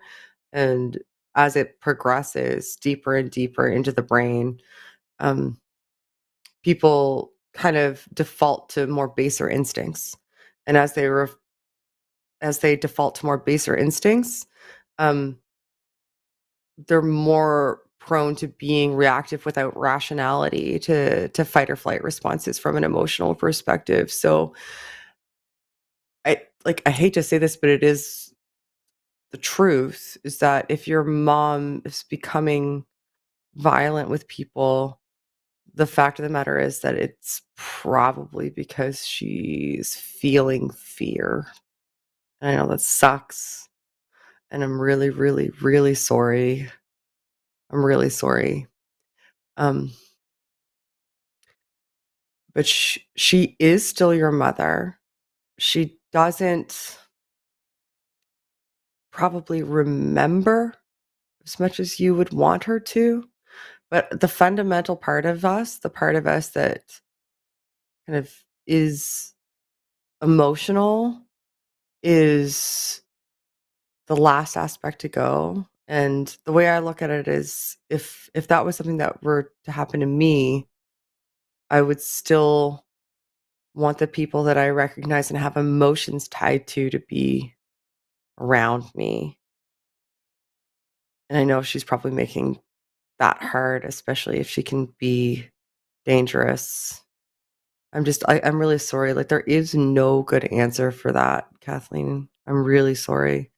It's just something that is hard. I'm sorry. It's just something that is hard. And it sucks. So I'm sorry about that. Probably a good time to plug Positive Secular Therapy. Yeah. Yeah, absolutely. 100%. Secular Therapy Project is a great place to start. For sure. $5 from Jane of July. New Testament boils down to Mark plus inspirations, John, Acts, Paul's letters, and a bunch of forgeries. Would you agree? I feel like that's for you. I would also say that there is oral tradition before that, and possibly a Q source, and there's definitely Mark and so Matt, there's definitely an M source and an L source too. So I mean, kind of. And I think John actually is dependent on Mark, as a growing number of scholars think. So, kinda, but not exactly. My list would vary slightly, but it is a very small. It's a much smaller. It's not 27 different things. It's 5 different things. Interesting. Kevin T says, at Shannon Q, I had a come to Saul moment via EMDR therapy. What part of the brain was affected? I would have to look up is that the eye the eye movement therapy? I'd have to look up EMDR therapy. But I think sometimes people think that I was ever a therapist or even studied therapy, and I did not. Eye movement desensitization. Oh, see, I was right. Yeah. Okay. Yeah. So I've read about that. And it seems interesting, but I haven't read about it extensively enough to be able to have like a super informed opinion on it. So I'm very, very sorry. I was not and have never intended to be, nor will I ever be, a clinician or a therapist. That was never what I studied when I went to university. I studied perceptual cognition and communication theory. because I wanted to work with autistic people to assist them in developing broader communication strategies and work on technologies for communication assistance. That's what I wanted to do. I got pregnant, so it didn't end up doing it. Unfortunately, I sold out, but yeah. So but I was never going to be a therapist. I'm sorry. I don't know. Selling out is one of life's greatest pleasures. 10 alleged One of life's dollars. necessities. 10 alleged dollars from Kathleen Montcalf. Up here, we just call it Canada's pants. For the record, I feel like maybe I was misinterpreted based on some of the live chats too. I'm not saying Canada and Mexico needs to be more like the US. I'm saying that the camaraderie of just being two humans, that a person from Colorado and New Mexico automatically feels in this sort of sense of, we're the same people and whatever else, could more easily be extended beyond the Mexican border, and then by extension also the Canadian border, than any other one. I'm not trying to make y'all more like the US. The US is a hot sack of shit. I just won't call myself American. It's just weird to me. Like, okay, would you call yourself North American? What flag are you going to put on your backpack if you're going to Would you call yourself North American? I am North American, yeah. Okay, so at least there's that. Would that be my...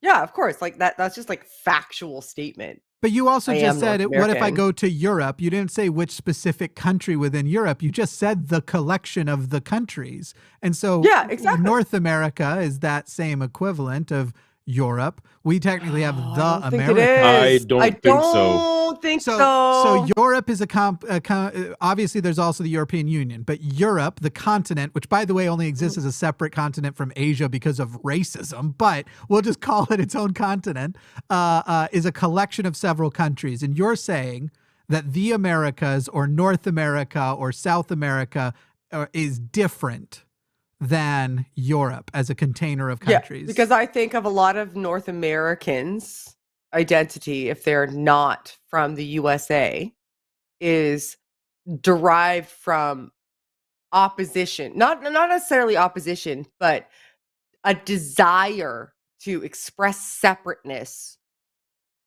from y'all. We don't want anybody to think we're you. So we want to make it very, very clear to anyone who's listening, looking, because we look like you and we sound like you. Yeah, to a certain degree. I probably don't sound like you. You've got all of our indigenous genocide problems and racial purity problems. We absolutely do. 100%. Yeah. 100%. But the difference is we recognize it. We recognize that. Right? Like there isn't a day that my son doesn't go to school here in Nova Scotia that one of the first things that happens is land recognition and a reconciliation. Like before the national anthem takes place, which we also changed to take God out of, by the way. Instead of in all our sons command, it says in all of us command now, because we took God out of our national anthem. But before that happens, we recognize the treaty territory that we exist upon, so that our children can recognize that. And when they do a holiday concert at my son's school, they don't call it a Christmas concert. It's a holiday concert.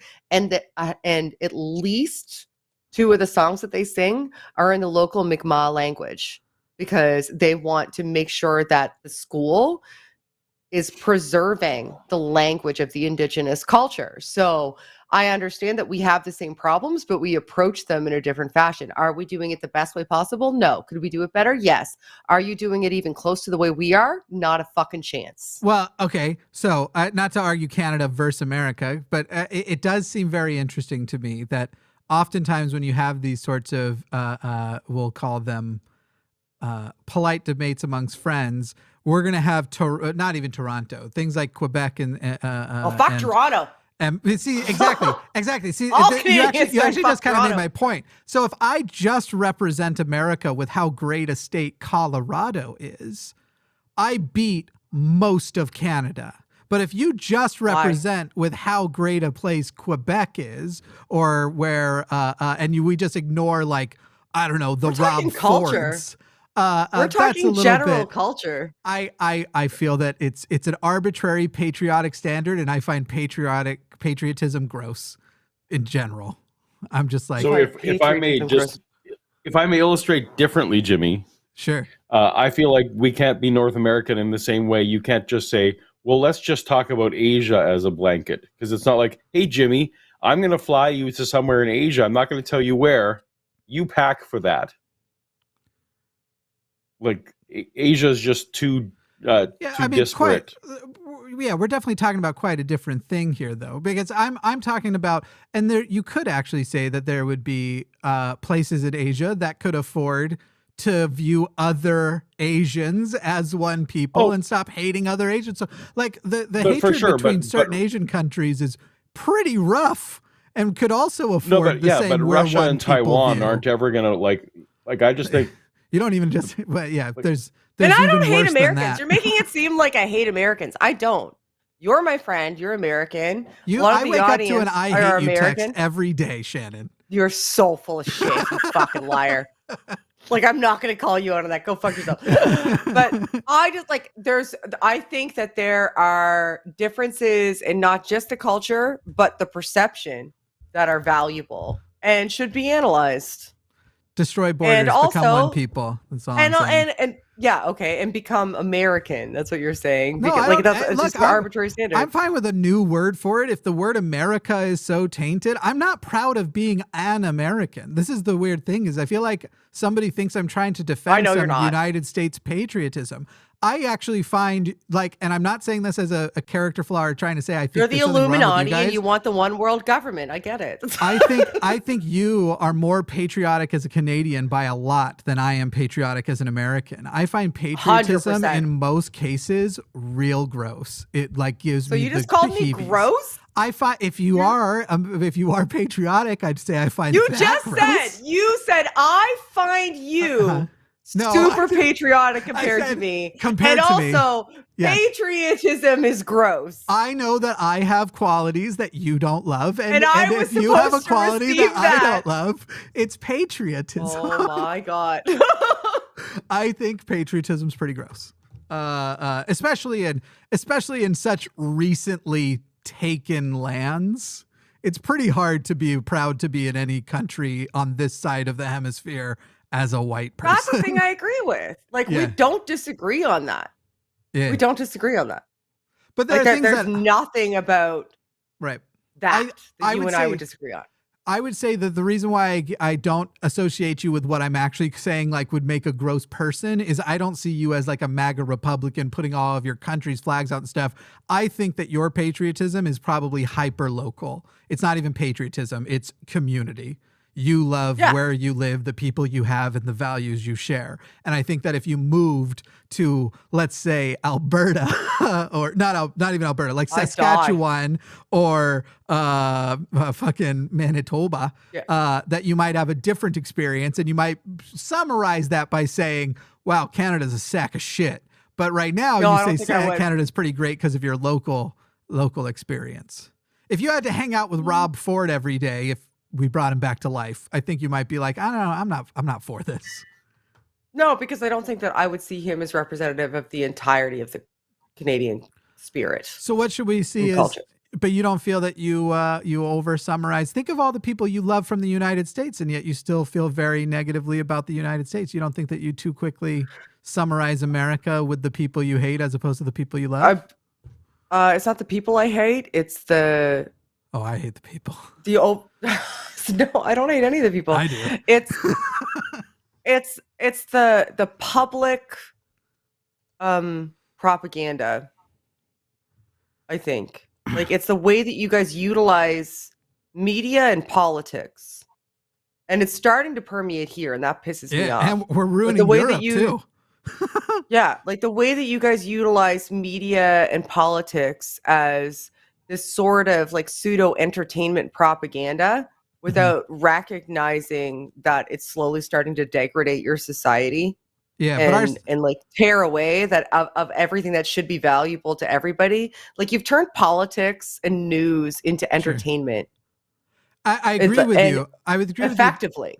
I agree with you, but that if you're saying that's the main thing you dislike, that means you pretty much the main thing you dislike is an invention as of like 1992 when political news and that sort of stuff became more entertaining. Yeah, if you had asked me this question in 1987, I would have been 6, but I would have had a different answer than I do now. And it still sucked. But that's valid. The answer that I have is like, it's valid. I don't disagree. Right? I'm saying what I hate about America goes way beyond that, because what I hate about the core of America, I shouldn't use the word hate. This is going to be used against me sometime. But what I find wrong with American culture way goes beyond all of that. It's just now it's in its worst form because of the loudness of the worst voices.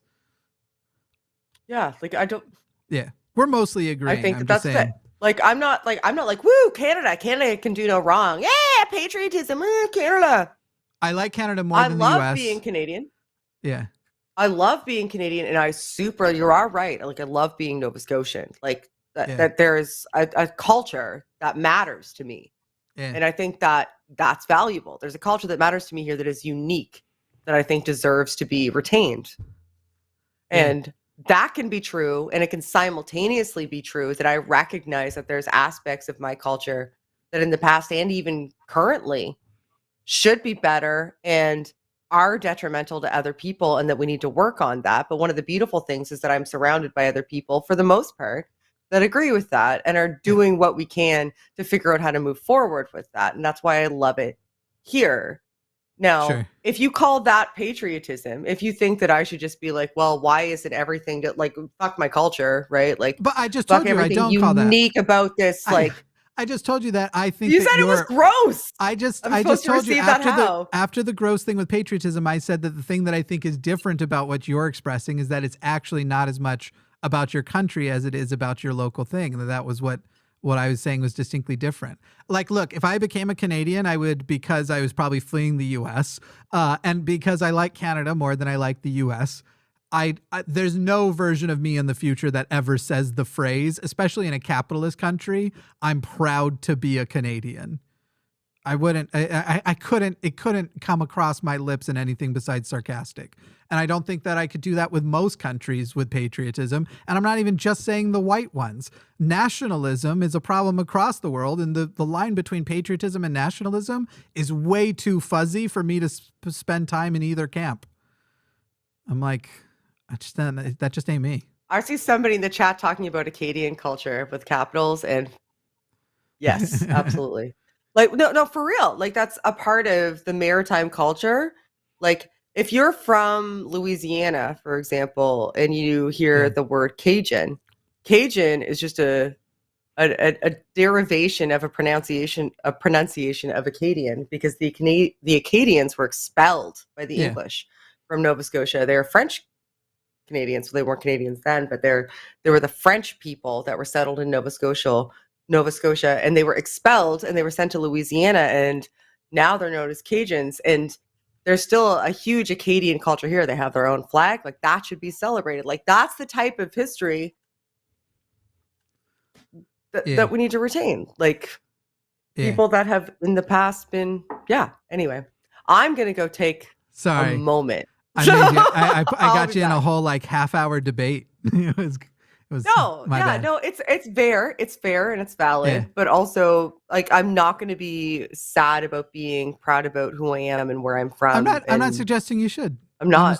I think that saying, like, I think that there's a gross aspect of patriotism, and I get that. Yeah. But I think that you can have pride in who you are and where you're from. You don't always need to be miserable about it, and still have a recognition that there's aspects about it that are deleterious that you need to work on and focus on. And I think that the fact that you can have that recognition should give you a little bit of pride, because you know that if nothing else, you're part of a culture that is at the very least attempting to do their best to move forward. But you're going to broadly describe that as Canadian and say that America is different than that? You don't get to put that in my mouth and say that I'm just... Sorry, I should have said, are you? Then I shouldn't have said so. I should have said, are you? Are you saying No, that? I'm not. And I'm saying but like for me personally, because I feel as though you said you are patriotic and I think that's gross. I feel the need to defend myself. That's not what I said. I did say I find patriotism gross. And I did say that I think that you are more patriotic than I am. I understand that it sounds not different, but it sure feels very different when I'm saying it. And I also think that two friends who have varying opinions about different things can have something they disagree on. And it'd be fine. Do you feel as though I'm attacking you as opposed to just explaining my position? I'll probably cry a lot after the show. No, I'm Don't, fine. Jimmy. Also love you forever. It's okay. No, I'm more frustrated with that. I'm trying to express to you that it wasn't an attack to try and call you gross, because I don't. First of all, like this is even something I express with people that I like. Somebody will ask me about this. This is the example I like to give. Recently, somebody asked me my opinion on them moving in with their boyfriend, and they had been dating for 4 months. And so I was like, that sounds like a really stupid decision. But also, I don't have a relationship. I'm not happy with my relationship status, and I'm not living with somebody I love. So why does what I think is stupid matter?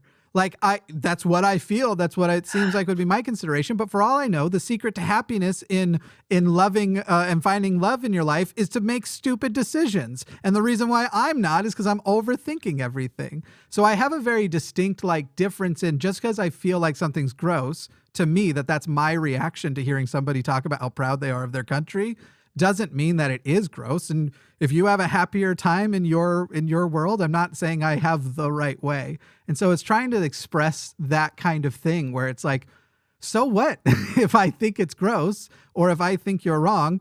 You're happier than I am, so you're winning. No, it's not about winning. It's about that was a joke. The last part was a my joke. fucking God. We can keep going about this for hours, but I am 100 years old and I have had a baby come out of me. So if I don't go to pee soon, I'm going to die. Let's not explode your kidneys. I'll be back. We'll hit a couple more of these chats. There's only a few left anyway. Trent Oliphant says, even though I struggled to word it coherently, you gave me exactly what I wanted. That is so cool about Shannon singing and Paul's charcuterie boards as a way into being included.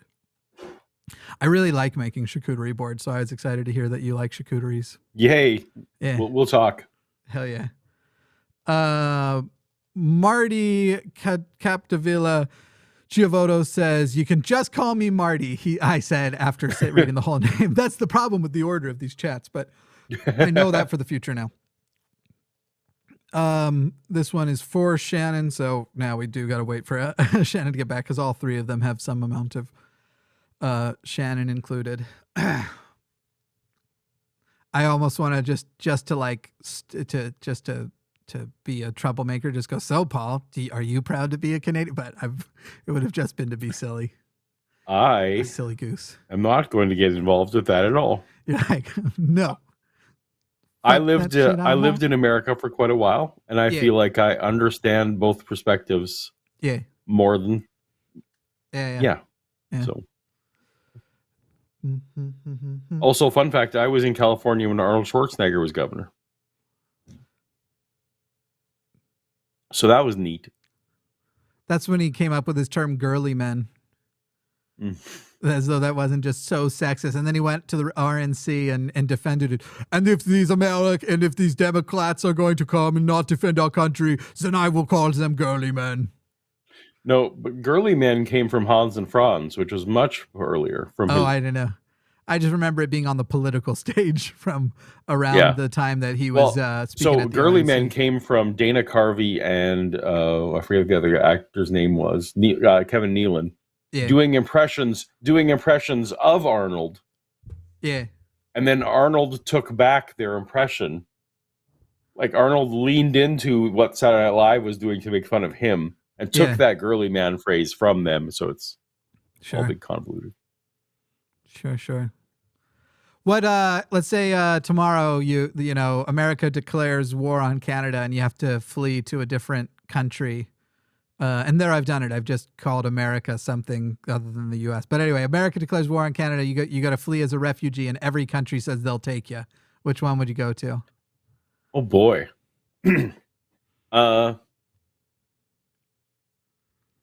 I feel like I would really enjoy Japan.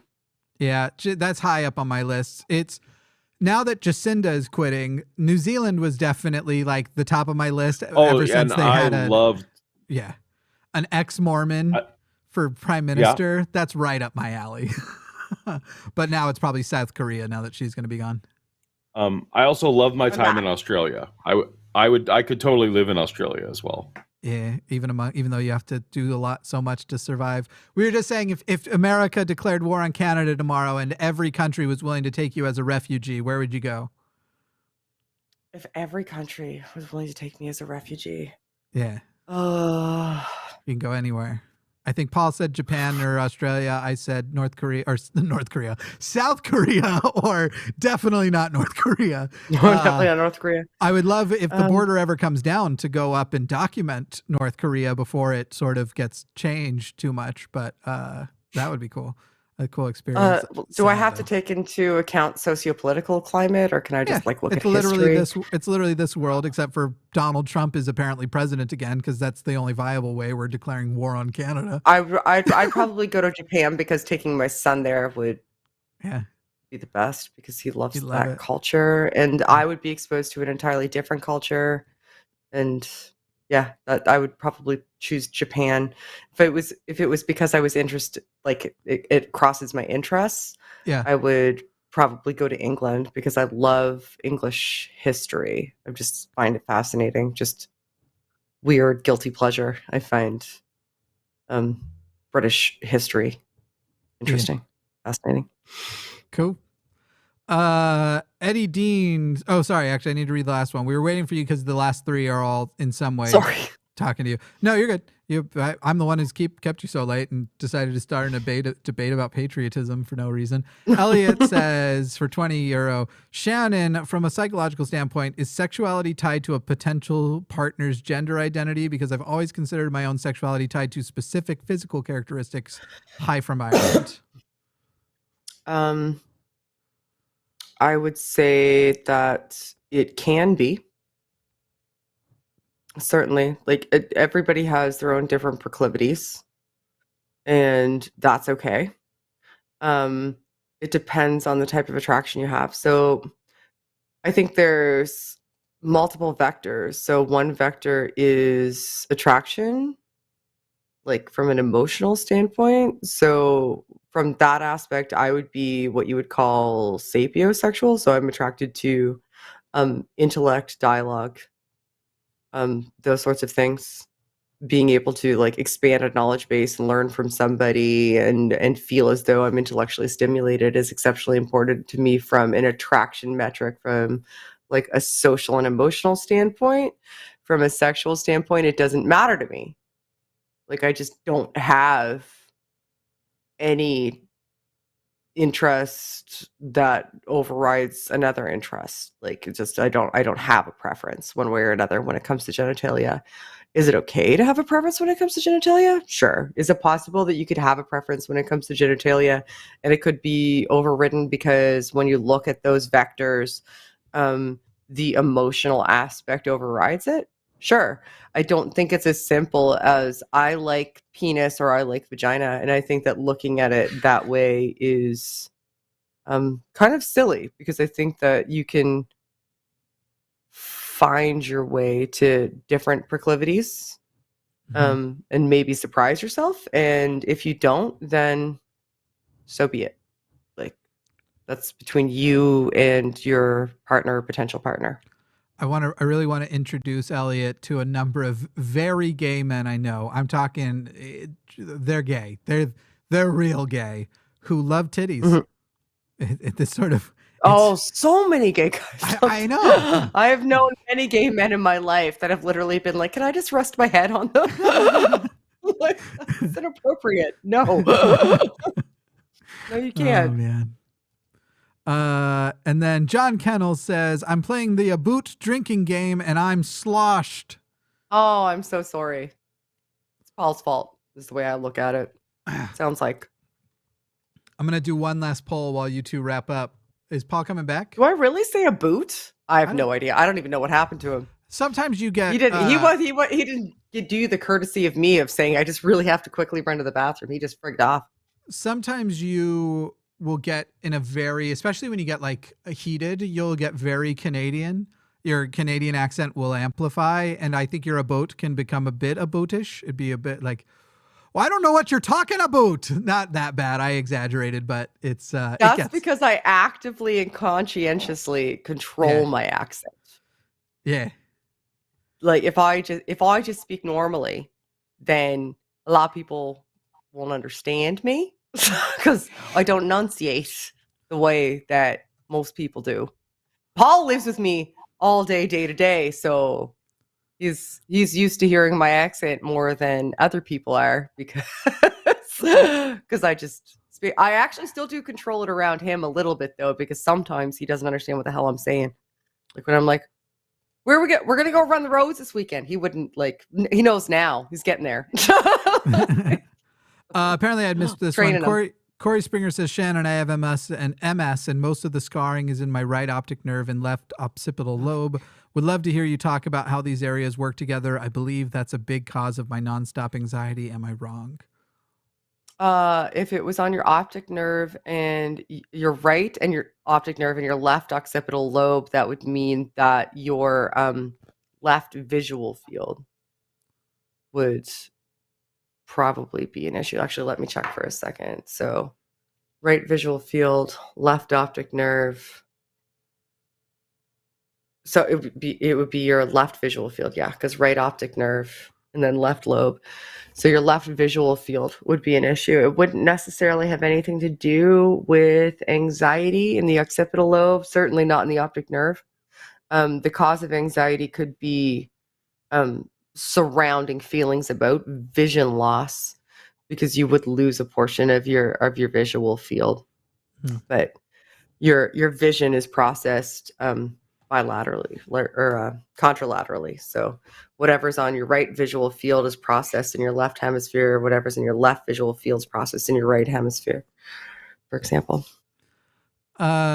And then, man, I hate when results like this come out. I feel like I was getting shit on during that debate, and then I just polled, do you feel patriotic? And it's like 75% of people don't.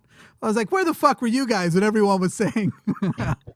Anyway, whatever. It doesn't matter. We don't need the, I don't know. I'm sorry that people weren't on your side, Jimmy. Just the loud Maybe ones. they recognize that just because they don't feel patriotic, that doesn't mean that they should say that other people who do feel patriotic are gross. Well, okay. Depends on the context. Let's just keep summarizing it that way. Anyway, we got 100 more rupees from Ragu, who said, hey, Shannon, you changed my view on abortion and I was misguided because of a stupid movie. Jimmy, fudge you again. This is because of my patriotism take, I'm sure. True. No, I cool. doubt it. And also, thank you. I'm glad to hear that. Thanks. That's always good to hear that obviously we always correct you. You changed your view on abortion, but Shannon will be very glad to have been a part of that. I feel I can speak for Shannon. And thank you. It's almost as bad as when I speak for the host. If there's anything we've established today, that you can absolutely speak for me. Just you and I align perfectly on everything. I just read for you. The super chat. Thank you. I mean. Mm-hmm. That's it. All right. We're done. We're done. All right. So now it's back to my job. Thank you, all of the mods. Thank you, all the call screeners. Thank you to our producer, Jimmy. Woo! Who does all of the hard work behind the scenes? We definitely hit our Patreon goal, right? There's enough patrons that you're going to shave your head? Yep, that's going to happen. Our mutual friend, I think you've met Megan before, will be at my house to shave my head on Thursday on camera. We'll do it live. Very exciting. So Thursday, Jimmy will be shaving his head. Thank you so much for everybody who signed up while they were watching the show today. I'm glad that we kicked it over the finish line today. That's super exciting. And I am very glad that all of you were here. And I am super psyched to go to bed. And I appreciate Paul for being here. Thanks, Paul. It was great to be here. It was fun. All right. And as always, everybody, help elevate the discourse. Bye.